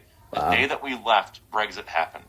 So it was like, we got in there at the perfect time, because then we could just waltz right through, because they were still EU, because the vote like still was kind of like, it was like going through like then, and so we didn't have to show our passports or wait for customs or anything. It was like the best thing ever for going to Sweden. So it's like, wow, we really lucked out there. Otherwise we would have been, you know, it would have kind of held us up a bit. But Sweden is a gorgeous country. I was there for a little bit too, and hoping to go back soon, because I think that'd be really fun. But, Interesting. Is there like an actor / actress that you think gets way too much hate online for whatever reason? I gotta think for a second. I don't know, because I think that in general, I think a lot of hate is sort of like blown out of proportion. Pedro Pascal, I think like, it's, you know, there's this whole thing where it's like, you know, I'm sick of seeing him everywhere. You know, people say that, you know, I'm sick of seeing him, but it's also like, that's what a movie star is. They're kind of in everything. Like, you don't get, you know, because I don't think you could say, you know, I'm sick of seeing him and everything, and then say, you know, I wish there were movie stars again, you know, or like saying like Brad Pitt is like the last big movie star, because it's like, well, no, because it's like, if you just react negatively at every time you see the same actor in something, I think you're going to kind of get that. Yeah. That. I don't know. I think Brie Larson also gets a lot of hate. Yeah. She was great in Scott Pilgrim. Yeah. And, she's in other stuff too, like Room, I think is the name of the movie. She was great in that. And it's like, just because she was in Captain Marvel, and like just said some things, which I think a lot of that can be boiled down to she's forced to do all these interviews with people. Yeah. And like, it's like a press thing where you're sitting in like a chair and you get like the same 4 questions asked you every single, like every other like minute basically. Yeah. I'm sure for her it was just exhausting. It's like, and I'm sure a lot of other actors feel that same way where they get slip ups like that. Like this is great what we're doing, but if I had to talk and do like it's like you got to ask me like 2 questions and then it was like someone else would ask me and it'd probably be the same 2 questions. Yeah. Then it would be very kind of like, oh, when this is gonna end. You know what I mean? Like yeah. Like, don't get me wrong, this is great. But what I'm getting at is, like I feel like with a lot of the stuff that she said where she was ripped on for that, it's like I think it just comes from the fact that she's just exhausted. You know what I mean? Yeah. Like it's repetitive for sure. But yeah, I don't know. I generally I think that there's a lot of actors and actresses that, probably get too much hate. I think in general, people are just very negative nowadays, which is just a symptom of engagement farming being a thing for social media, Negative stuff really performs well. I know that personally with my YouTube channel. Yeah. My video about why Jurassic Park is a masterpiece, didn't really perform the way that I think a video called Why the Jurassic Park Franchise Sucks would have done, I think it's just an unfortunate part of the internet nowadays, so yeah. I try my best not to contribute to it. I try my best to be as positive as possible. And even when something has a slight negative tinge, I try to be more positive. My video about Godzilla's Revenge, like on the surface you see it, it's like, oh, that's a negative video. But I spend a lot of that video praising that movie because there's a lot to like about it. Yeah. So, I don't know. I try to always be positive with my stuff and try not to be like, the angry video game nerd. Like, I'm not going to ever take a dump on a Godzilla DVD, yeah. That's also just not really my personality either. I'm someone who's very much like kind of straightforward with my analysis. Even in real life, I try to be someone that's very just, forward. Like, I try to just be logical and, reasonable with my stuff, which doesn't really do well on YouTube. Yeah. Like, there's times where I'm like, Yeah. I think if I was more angry and reactionary, I probably would be a lot more successful, but I think being me is the best way to go about it. Yeah. The reason why I mentioned that question because have you heard of Stranger Things? Yeah, I watched the first couple episodes of season 1, but it just wasn't really my thing. Okay. But so you must know I've heard of the show. So you must have heard of Millie Bobby Brown, right? Yeah, because she was in Godzilla King of the Monsters, and that's all about I really know of her. But yeah, is she getting hate right now? Yeah, she's getting hate. She's getting a lot of hate. It's not just this year. It's been the last couple of years. Because it's weird, because when the show first came out, everybody loved her. Even that cover that she did about John Lennon's match, which became viral for its own reasons.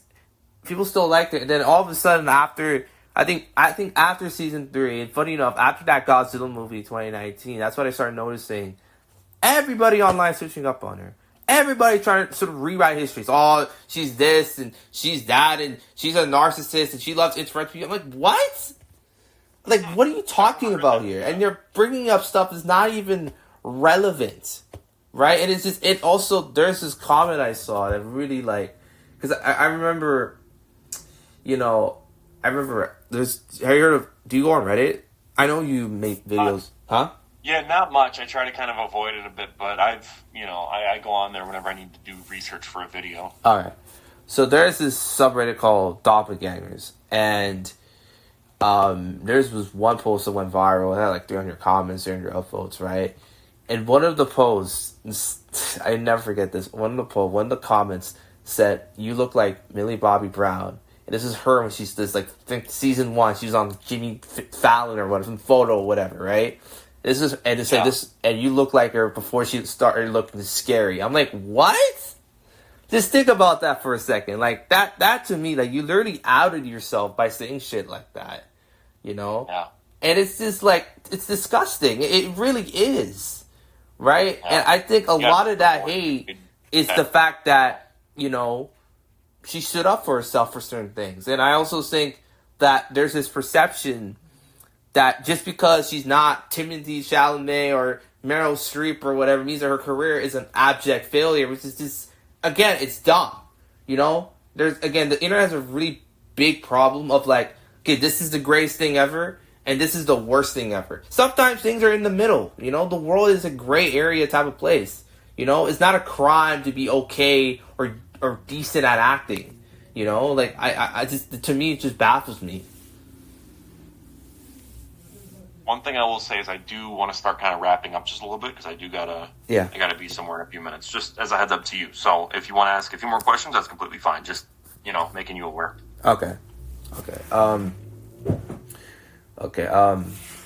So, what is your favorite musician that you listen to?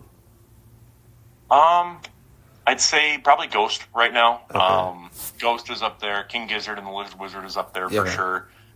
Def Leppard. Those are like the big three for me. Okay. Do you listen to hip hop or anything like that? Yeah.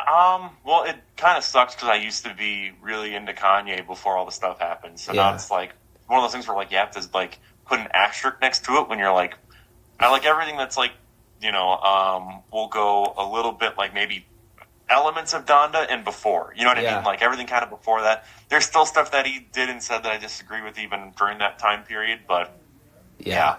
I still think that Ye is a phenomenal album. I love that album so much. Okay. I have it on vinyl, but yeah, for sure. I gotta think for a second because MF Doom was. I would listen to MF Doom nonstop in high school. Yeah.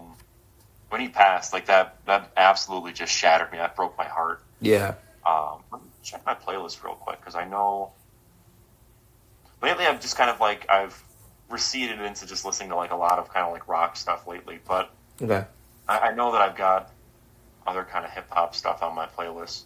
Nerd I've been listening to a lot fairly recently. Yep. Tyler the Creator, I think Igor is a phenomenal album. Okay. I know it's kind of like cliche to say that now because I think everyone that one and like Flower Boy everyone loves, but even going back to like Wolf, I think Wolf is a great album too. Okay. But yeah, I went through this phase fairly recently where I was really into like 90s hip hops, like De La Soul. Okay. And even stuff like, like Del the Funky Homo Sapien. Like I loved just a lot. I love like, there's just something about like that, like the sound of those beats. I would just listen to that for hours. I loved it. It sounds so good, but Ghetto Boys are another favorite of mine too. Okay. Mine's Playing Tricks on Me is like one of my favorite songs ever. Okay. But I try to be a bit well-rounded with the music that I listen to. Okay. And, when I was in college, I would work, we called it hip-hop hump days. And so every Wednesday we would play, like all hip-hop stuff. And so I would work a lot of those shifts. And so that was like a big crash course also into that genre of music, Okay. Interesting. What was your celebrity crush when you were younger? I don't know if you're with anybody or not, but... I never really had one. I never really, was like, I don't know. I didn't really ever have one. I will say I've been with my girlfriend now. So we met each other in middle school, and we've been together since freshman year of high school. Wow. So, but, I never really had like a big kind of celebrity crush. Yeah. Okay. Interesting. Who's your favorite director of all time? Or movie? Oh, that's a good question. Probably Gus Van Sant. He made, Good Will Hunting. Yeah. That's like his most well-known movie. Yeah. I personally love his like trilogy of death, which is Elephant Jerry and Last Days. I think that those are phenomenal movies. I made a whole video about that. Yeah. Before my channel kind of blew up, and it's one of my favorite videos I've ever made. Okay. But yeah, I think for sure because there's just something about him, the way he captures like moments of like isolation. I think is just genius. Yeah. He doesn't make it boring, which a lot of filmmakers kind of do when they try to make it where it's a film, just a guy kind of on his own, and so he does things really well. I love his composition, especially on Elephant. The way that movie is composed is just so wild. It's fantastic. Yeah. I think honestly, if he didn't make movies, I don't think I would have made movies. I genuinely believe that. Okay. Interesting. Have you watched Tron Legacy or Tron? Oh my god, I love Tron Legacy. I'm working on a video about it right now. Oh yes, Oh yes, I love that. The title is I have it written down here. It's scheduled for October 10th. It's called The Most Beautiful Sci-Fi Movie Ever Made. So wow, it's about Tron Legacy. I'm going to touch a little bit about the first Tron before that, but yeah, I'm going to praise it nonstop. I love that movie. Yeah, you must be excited for Tron Ares. Cautiously excited. I'm not a fan of Jared Leto, but Tron. Yeah, man, you don't know, man. Like, I've been a fan of that movie since it came out. Like that. I'll never forget that theater experience. And it was cold outside, and my whole family, we went and watched it. I'll never forget when that first Ducati scene where he's riding through like the freeway, and I'm just like, okay, I'm sold on this movie. The soundtrack to me is the greatest soundtrack of anything ever. Like, it's just, it perfectly just fits what the movie is. And the one reason why you don't understand, like, there was supposed to be a Tron 3 in 2015. And then Tomorrowland flopped, and they scrapped it. And when we've just been getting, the script is in cryogenic freeze, and then, a couple other people, the rumors of, like, okay, the guy who wrote 12 Years a Slave, he was supposed to do a series about Tron on Disney Plus. That didn't work out. And more, I started seeing more and more video essays about Tron and Legacy and just the whole Tron sort of concept in general. And next thing you know... Murphy, wasn't he in the Tron Legacy, and he was supposed to be, like, the villain then in, like, the third one, I believe? Yeah, so that was also another thing as well. It's like when they announced the Tron, the third Tron movie, and IGN was one of the first people to get the news. I'll never forget. I was in Germany. I was living in Berlin for like I lived there for like a year. We just got there, right? And it's just I was so excited. And next thing you know, there wasn't that much movement. And next thing you know, Joachim Roning took over as director, because it was visually the guy who made Lion, which got nominated for like Best Picture, right? Right. So and then next thing you know, the movie's made. Then I saw the first trailer, and I loved the first trailer. Like, it was like, okay, this is different. And Nine Inch Nails doing the soundtrack. The guy who did like cinematography of some of Fincher's best movies ever, he's doing the cinematography and visual sort of aesthetic for this movie. And look, if there's a movie that could surprise a lot of people, it's that movie. I know some people will say, "What about Superman?" Well, that's kind of a given. Yeah. But this Tron Ares, I really think, if it works, I have a little bit of a crazy theory. So, the guy who wrote the script is Jack Thorne, right? He's also wrote the script for Enola Holmes 1 and 2. He's the guy who co-created Adolescence. Have you watched Adolescence on Netflix? I haven't, no. No, it's sorry. Great series. Right? And... guess who stars in Enola Holmes 1 and 2? It's Millie Bobby Brown. And I was just thinking to myself, like, if there's a world where Tron 3 does really well, there's going to be a Tron 4. Just right off the bat. And I'm like, there's somebody who I think could play really good villain. Really good villain. I really think that if you give Millie a good script, and you give a director that knows what they're doing, I think we're going to see fireworks. I think a lot of people are going to be shocked, which doesn't make any sense, because, like, you've seen Stranger Things, you see other stuff that she does that's not Electric State. Like, she's like the best part of the movie besides, Godzilla, because, I mean, she's there for, like, not that much time, so. Yeah. So, yeah, wow. Who's your favorite actor or actress? I think for actor, I'd go with Willem Dafoe. Okay. I think he's great. He's always been one of my favorites. And then actress, I think Anya Taylor-Joy is fantastic. Oh, yeah, I'm with you on that. Even The Gorge, which I think is a very kind of mid movie, I think that she was very, like, the only good part of that whole movie. Yeah. Yeah. So those are my two favorites. Anytime I see any of those two in a movie, I go see it, because they're fantastic performers. Yeah.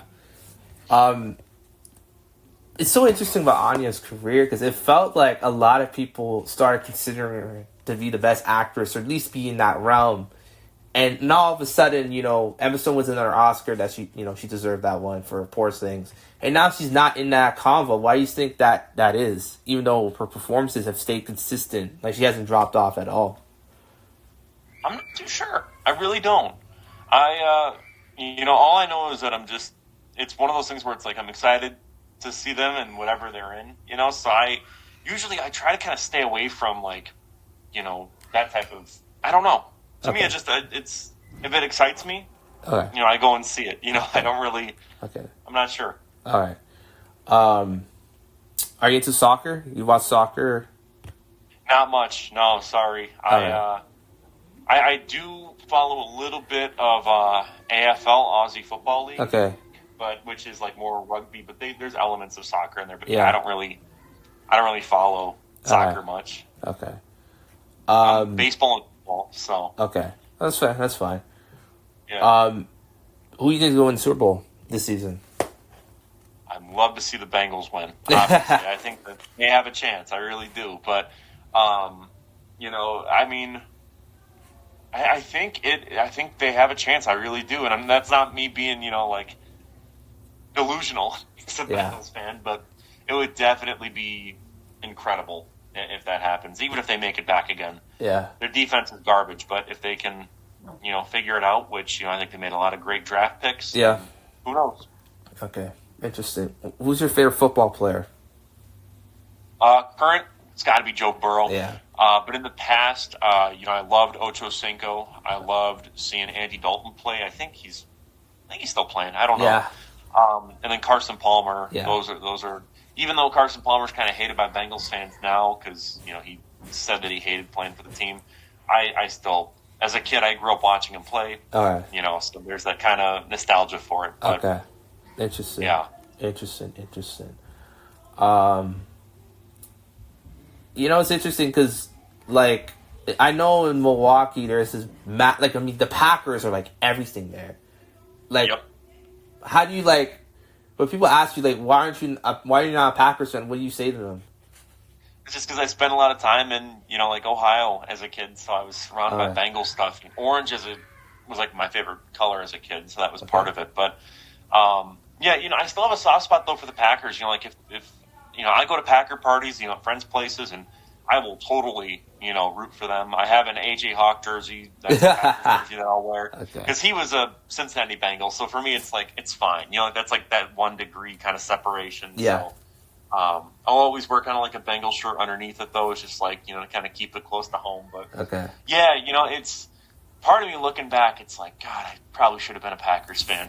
Yeah. You know, you look at how great ownership is with the Packers and how you know great that organization is and how well it's run. You know, like they're on their potentially 3rd Hall of Fame quarterback, and meanwhile we're still like trying to even have a defense on the field. It's like, this is interesting. But you know, it is what it is. I feel like I think the Bengals are gonna win the Super Bowl in my lifetime. I really believe that. Yeah, that'll be cool to see. I mean, you know, we don't really get that many new franchises winning titles now, so I mean, it'll be a nice change of pace for sure. Yeah. So yeah, we're heading towards the end of the interview, and I do this little segment, right? Have you heard of Drink Champs? I've not. No. So it's a hip hop podcast. It's sort of led by this guy named Norega. He was like best friends with Pharrell, still is back in the day, and he does this Q&A thing where like he sort of pits 2 artists or 2 franchises or 2 directors against each other, right? And the difference is you can't. We're not drinking, right? Yeah. You can't pick both. You can't pick neither. You have to pick one, and you want to sort of explain why you picked your choice or a little story behind it. You're free to do that. Okay, are you cool with that? All right, cool. Yeah, let's do it. Okay, Zack Snyder or Michael Bay? I'm gonna go Zack Snyder. Okay. I think Michael Bay is too, like, he has movies that I like for sure, but I think Snyder has more better films that he's made compared to Michael Bay for sure. Okay, Christopher Nolan or Stanley Kubrick? I'm gonna go with Kubrick. Okay. Quentin Tarantino or Alfred Hitchcock? That's a good one. I'm going to go with Tarantino just because I think Tarantino's filmography is tighter than Hitchcock's. Hitchcock, don't get me wrong, is fantastic, but with Tarantino, I think the highs are really, really high, and there's even the lows aren't that low. But with Hitchcock, there are some movies where it's like the lows are very, very low. Okay. Tom Holland or Tom Maguire as actors, not Spider-Man? I'm going to go with Maguire. I think Maguire has more range. Okay. Zendaya or Keke Palmer? Because I like Keke Palmer in Nope. But I'm going to go with Keke Palmer. Okay. I thought she was great in Nope. All right. Okay. Daniel Kaluuya or Lakeith Stanfield? Ooh, I like Lakeith Stanfield a lot. He was in Atlanta, and I love that Teddy Perkins episode. So I'm going to go with Okay. John David Washington or Jack Quaid? Ooh, John David Washington. He was in Tenet, right? Yeah, he was in Tenet. Yeah. Okay, he gets it just for that. I love that movie. Okay. Kanye West or Kendrick Lamar? I think because the thing is I think Kanye has the best beats, but I think that Kendrick has a lot more substance to his stuff. Yeah. So it's tough, but based on just nostalgia and what I would listen to way back in the day, I'm going to go with Kanye. Okay. Drake or Lil Wayne? Lil Wayne. Okay. Ariana Grande? I know you're from Canada, so I apologize for that. Okay. No offense taken. Ariana Grande or Mariah Carey? Don't really listen to either much, but I will go with Ariana Grande because she didn't make All I Want for Christmas Is You. Okay. She gets the dub just for that. Okay. Lars Van Trier or Gus Van Sant? Gus Van Sant, all the way. Okay. Interesting. Ryan Gosling or Jake Gyllenhaal? That's a really good one. I'm going to go with Gosling. I think Gosling has a lot more charisma, but I think that Gyllenhaal has a darker edge, but I think that Gosling in general has the stronger filmography for sure. Okay. Haley Steinfeld or Amy Adams?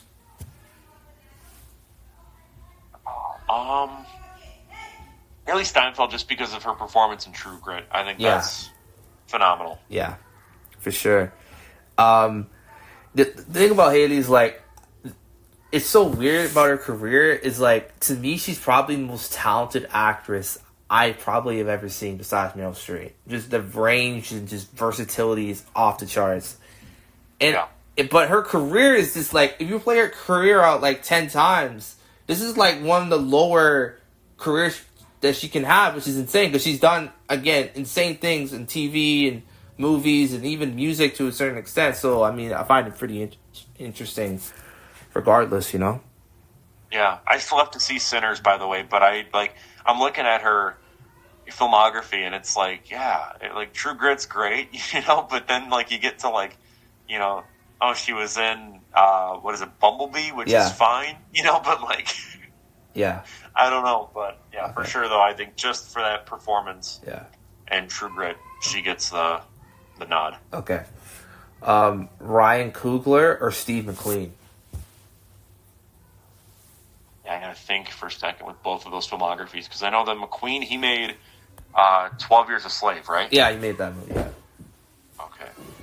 I like that one a lot. I rewatched it fairly recently, but I gotta think, because I want to make sure I get all their... Let's see. He made Widows, which I haven't seen. I'm going to go with Coogler just because I think I'm more familiar with his work. Okay. As opposed to McQueen. Like, McQueen made 12 Years a Slave, which I love that movie, but... Yeah, I think Coogler gets the nod. Because I think that his movies... I think I'm just more familiar with them. Okay. I'm sure if I saw more of McQueen's, I might change my answer, but for now it's... Yeah, Coogler. Okay. Daniel Craig or Michael Fassbender? Michael Fassbender. Okay. Denzel Washington or Samuel L. Jackson? I'm going to go with Denzel just because I think that his highs are insanely high. Yeah. You know what I mean? Like, they're like Glory. I just love. I think that anytime he does something, he brings like a gravitas to it. And Samuel L. Jackson's great. Don't get me wrong, but I think that he's kind of in a lot of slop sometimes. You know, so it's like that kind of brings him down a bit for me. Yeah. Okay. J.J. Abrams or Rian Johnson? Looking outside of Star Wars, I think that J.J. Abrams gets the nod for me just because of I love Super 8. Yeah. And a lot of the stuff that he's produced, I think, is very strong. Even outside of Lost, you know, and like its ending that's controversial. Like, I think he's solid in the regard of like he's a good idea guy. He's good at like, here's an idea for a show. He's not really good at executing it, but if he just was like an idea guy, he'd be fantastic. So I'll go with J.J. Abrams. Okay. Darren Aronofsky or David Fincher?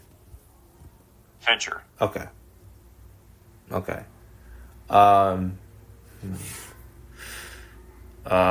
Future or Young Thug? I'm gonna go with Young Thug. Okay. Beyonce or Prince? Prince, all the way. I love Prince. Okay. Frank Sinatra or Michael Jackson? It's tough.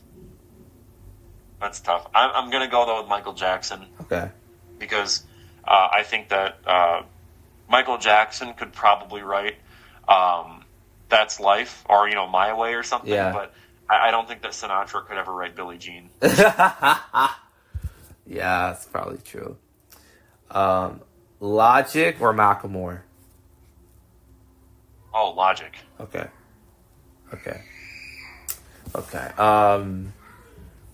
Ariel Pink or Queens of the Stone Age?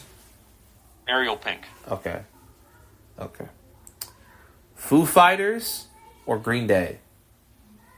Really good one. I'll go with Foo Fighters. Okay. I'll go with Foo Fighters. Okay. That's tough. I love Dave Grohl. I also love a lot of Green Day. Okay. But I think that with Foo Fighters, like they have some songs on there that are just absolute masterpieces. Yeah. And Green Day is great too, but I just think that like Everlong is just one of the greatest songs ever written. Okay. Coldplay or One Republic? Oh boy. I like Coldplay's earlier stuff, like their first couple records. Yeah. We'll go with that. We'll go with Coldplay. Okay. Pharrell or Timbaland? Ooh. I'll go with Pharrell. I do like Timbaland a lot, though. Okay. Jay-Z or Nas? Jay-Z. Okay. The Weeknd or Frank Ocean? Oh, that's tough. Because it's also like you look at because Frank Ocean, it's very strong with the quality, but not with the quantity. You know what I mean? Like it's such a small sample size in comparison to The Weeknd. Yeah. I'm gonna go with Frank Ocean. Okay. Bon Iver or Massive Attack? Bon Iver. Okay. Arca or Kazakhstan? I don't think I know either. I think you finally stumped me. Okay. The Game or Ice Cube? Oh, Ice Cube. Okay. Wu-Tang Clan or Tribe Called Quest? Wu-Tang, all the way. I love Wu-Tang. Okay. DMX or Jadakiss? I'll go DMX. Okay. Tupac or Biggie? I'm going to go with Biggie. Okay. I love just a lot of the production on his albums, I think, are just so gorgeous. Yeah. Like, especially with, like, the bass line on Juicy is just so immaculate. I love how that's produced. So, for sure, I think that one. Yeah. Okay. Biggie. Big Sean or French Montana? Oh, I don't know. I might go... We'll go Big Sean. Okay. We'll go Big Sean. Okay. J. Cole or Chance the Rapper? Oh, man. The thing is, I'm not too big on J. Cole, but I think that Chance the Rapper has some really solid works early on. Yeah. Obviously, The Big Day is garbage, but Yeah. there's that spoken word piece that he did. I think it was on Stephen Colbert. That's just beautiful. I love it. So for that, I'm going to go Chance the Rapper. That's probably the most controversial one I'm going to say here for sure. But. Yeah. Pusha T or Mos Def? Pusha T. Okay. Clips or Mobb Deep? Ooh, Clips. Okay. Havoc or The Alchemist? Alchemist. Okay.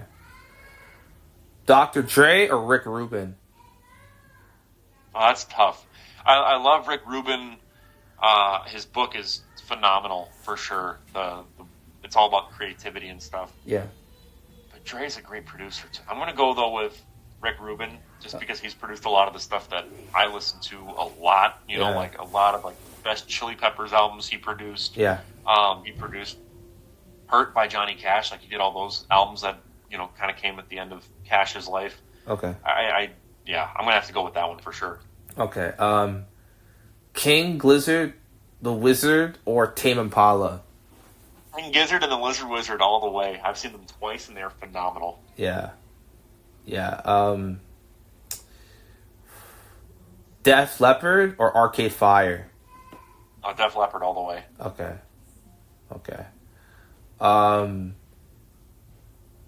Erykah Badu or Alicia Keys? Alicia Keys. Okay. SZA or Whitney Houston? I'm gonna go Whitney Houston. Okay. Anderson .Paak or Thundercat? Thundercat. Okay. As a bassist, I gotta say Thundercat. Yeah. ASAP Rocky or Travis Scott? I'm gonna go. ASAP Rocky has a lot of stuff that I like. Yeah. I think that like a lot of his music videos are just so incredible. Yeah. But Travis Scott, I think, just goes a lot bigger with his work. Yeah. Like Astro World, I think, is like a once in a lifetime album. So I'm going to go with Travis Scott. Okay. Kid Cudi or Isaiah Rashad? I got to go Kid Cudi. Okay. I love Kid See Ghost. Yeah. I love Man on the Moon. The first one I think is great. The second one is also very underrated too. Yeah. I'm with you on that.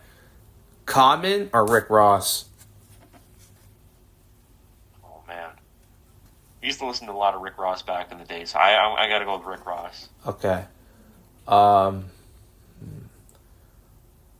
Justin Timberlake or Britney Spears? Oh man, I'm gonna go with Britney Spears just for I think a lot of her music is just more interesting, if that makes sense. Okay. Like she tried new things, and I think that a lot of that 2000s aesthetic that you see is because of her and her influence. I really do think that. So I'm gonna have to go with Britney Spears. Okay. Robin Thicke or Bryson Tiller? I'm gonna go with Robin Thicke, even though I'm not a big fan of him. But wow. I think I like his voice a lot. I do. His earlier stuff is really good. Like that might be another video. Wow. Okay. Stranger Things or Game of Thrones? Oh man. I don't know yet. I don't know if it's fair to really say one or the other yet because Stranger Things hasn't ended. But I think for now I'm going to go Game of Thrones just because there's a lot more of it, and I think that it works really well for what it tried to do. Okay. Lord of the Rings or Harry Potter, like film series? Lord of the Rings, and I think even the books too. I love Lord of the Rings. Okay. Tolkien or C.S. Lewis? Tolkien all the way. Okay. I like C.S. Lewis a lot, As a Christian, I think his work is fantastic, but Tolkien is just on another level. Yeah. Interesting. 50 Cent or T.I.? I'm going to go 50 Cent. Okay. Swiss Beats or Scott Storch? I don't think I know either. Okay. Nicki Minaj or Missy Elliott? That's a good one. My girlfriend was here. She'd probably say Nicki Minaj, but she's not, so I'm going to say Missy Elliott. Okay. Billie Eilish or Lana Del Rey? I love Billie Eilish's music. Happier Than Ever is like one of my favorite albums, so I'm going to go with Billie Eilish for sure. Okay, wow.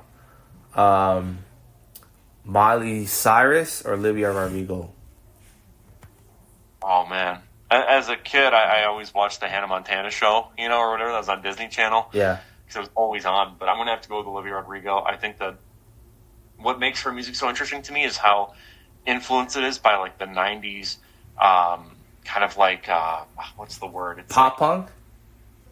Kind of. It's like the music that, it was like a subgroup of, like, women that mainly made, like, punk music in, like, the 90s. And she's very inspired by the Riot Girl, I think, kind of like that, like, aesthetic. Yeah.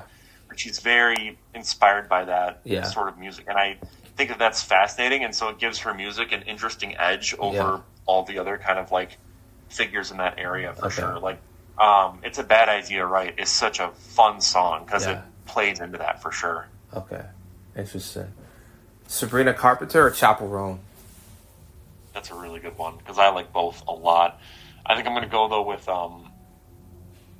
Sabrina Carpenter, I think, has more hits in my eyes. Okay. Though I love both, but I think that yeah, for sure. Because I think that, like, I love Juno, Taste. Like, I think that whole, like, album, I think it's just phenomenal. Okay. Madison Beer or Addison Rae? I really couldn't tell you anything about either, so I don't really know. I know of them, but I don't know anything about them. Okay. Interesting. Daft Punk or Aphex Twin? That's a really good one, but I'm going to have to go with Daft Punk. I love Aphex Twin, but I think that's an instance of quality over quantity winning out, and I'm going to have to go with Daft Punk for sure. Okay. Flume or Kaytranada? I don't think I know either. Alright, Deadmau5 or Tiesto? I'm going to go with Tiesto just because I love that Jackie Chan remix that he did with Post Malone. I think it improves that song tenfold because the original version of that track is so garbage, and they made it so much better. Okay. Post Malone or Lil B? Lil B used to follow me on Twitter. Funny. So I think I'm going to go with Lil B. But, yeah. And that dude followed everybody, though, so that's not really a flex. That's like saying I breathed oxygen today. Interesting.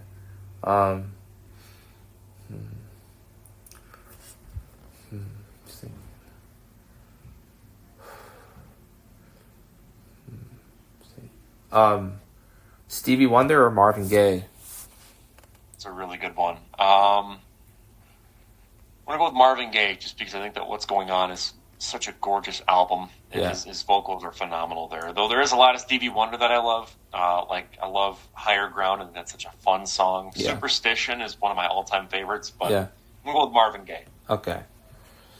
All right. Joe Burrow or Eli Manning?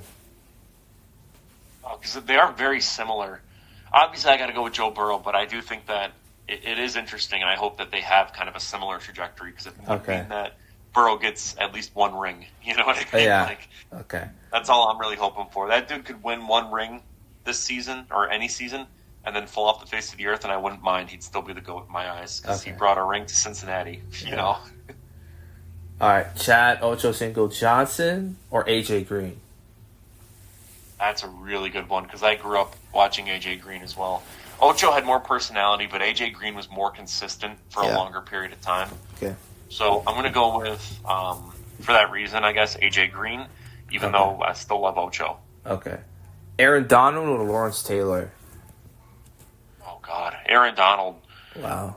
Literally, I think, ruined my entire year with Joe Burrow in the Super Bowl, so it's a tough one. Okay. But he's still a dog, though. You know, like, you got to still, like, even though he broke my heart, it's like, you still got to be like, hey, he's just doing his job. Yeah. But Lawrence Taylor is still really good, too. I'm going to go with, though, Aaron Donald just because of that personal connection, you know?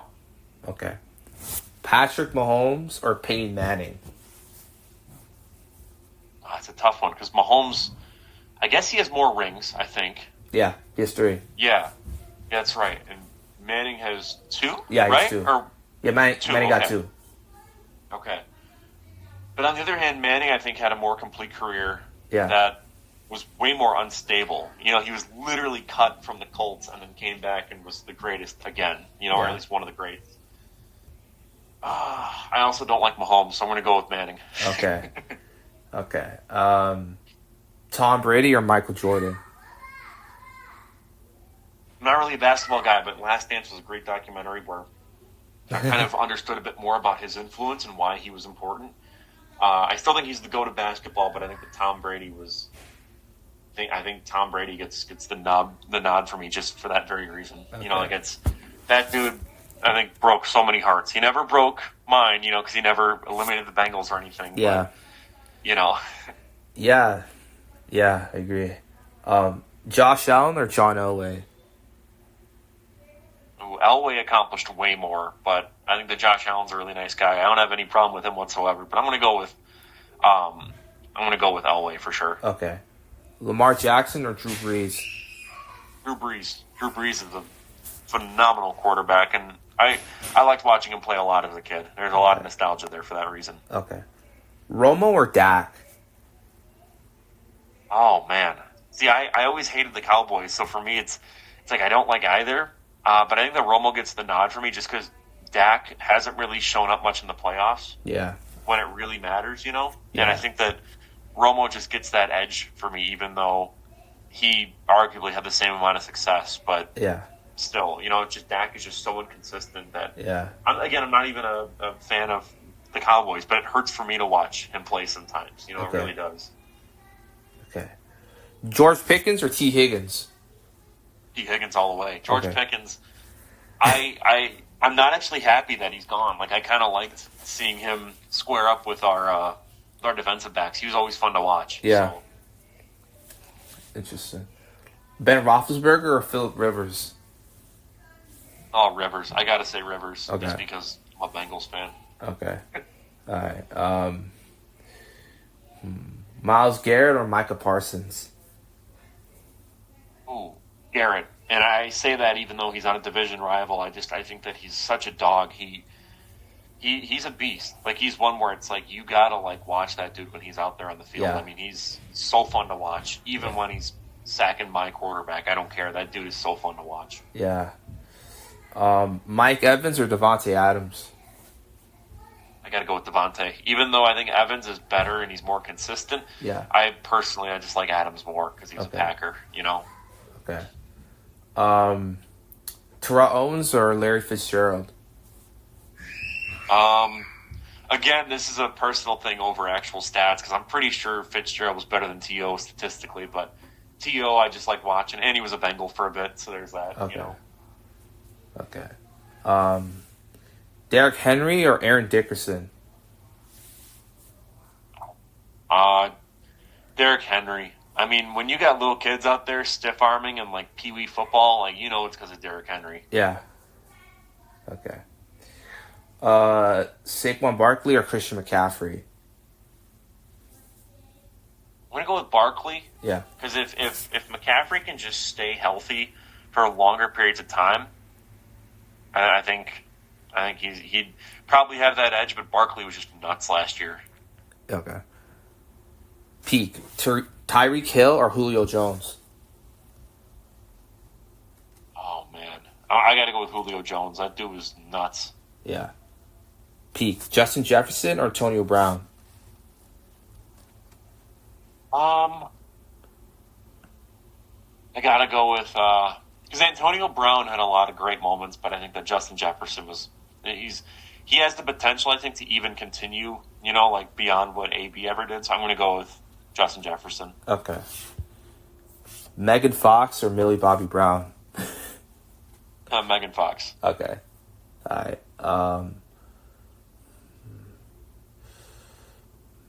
Florence Pugh or Kate Winslet?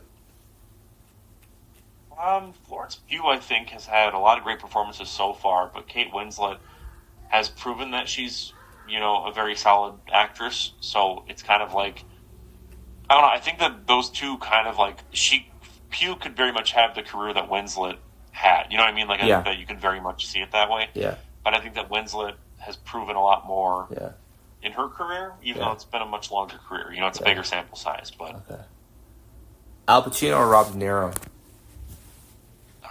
De Niro. I think he's great in The King of Comedy, Irishman. Yeah. Even in some of the worst moments, I think he's still just a really great actor regardless. Okay.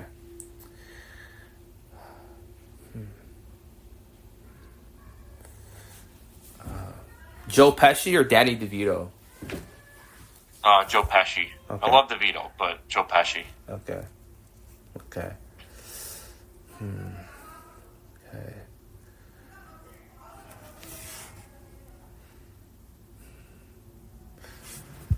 Spielberg or Scorsese? Scorsese, I think. I love a lot of Spielberg's work, but I just think that Scorsese, like, there's just so much that comes with a Martin Scorsese movie. Okay. Angela Bassett or Viola Davis? Viola Davis. Okay. Okay. James Gunn or Sam Raimi? Oh man, Sam Raimi. I like James Gunn a lot. I think that he's been very, very consistent. But I mean, Sam Raimi is just totally different with his style, and it's a style that I personally like a lot more. Okay. Christian Bale or Gary Oldman? Bale. Okay. He's a very versatile performer. Okay. Leonardo DiCaprio or Marlon Brando? Brando. Okay. Okay. Okay. Margot Robbie or Frances McDormand? Frances McDormand. Okay. I think she's a phenomenal performer, especially in like Blood Simple. Like those like early roles. I think she's great. Yeah. Normally like an actor kind of like finds their footing a couple roles in, but she kind of just had it immediately. Yeah. Okay. M. Night Shyamalan or Joseph Kosinski? I think I got to go with Shyamalan just because, I do like a lot of Kaczynski's work, but I think that Shyamalan, Sixth Sense is great, but I also love Signs. Even like some of his like not so great movies, I think are kind of like overshadowed by the better ones. Yeah. I really do think that. But yeah, I'm going to go with Shyamalan for sure. All right. Bella Ramsey or Emma Corrin? I don't actually have a problem with Bella Ramsey. A lot of people like to pick on them, but Bella Ramsey, I think I'll go with. Okay. I'm with you on that. Think. Baker Mayfield or Jared Goff? Oh, Mayfield. I love Mayfield. I'm so happy that dude's having a career that he's having. Yeah. After being cut by the Browns and everything, or traded, I guess, but whatever it was. But okay. Yeah, I'll always root for Baker. Okay. Justin Herbert or Jalen Hurts? Jalen Hurts all the way. That Okay. dude's a dog in the postseason. Okay. Okay.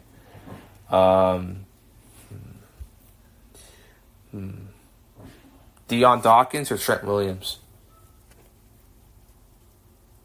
I'm gonna go with Deion Dawkins. Okay. Okay. Yeah. Travis Kelce or Marshall Falk? Peak. Marshall Faulk. Okay. Okay. Adrian Peterson or LaDainian Tomlinson? Ooh, Adrian Peterson was so fun to watch when I was a kid. I'm gonna have to go with him. Okay.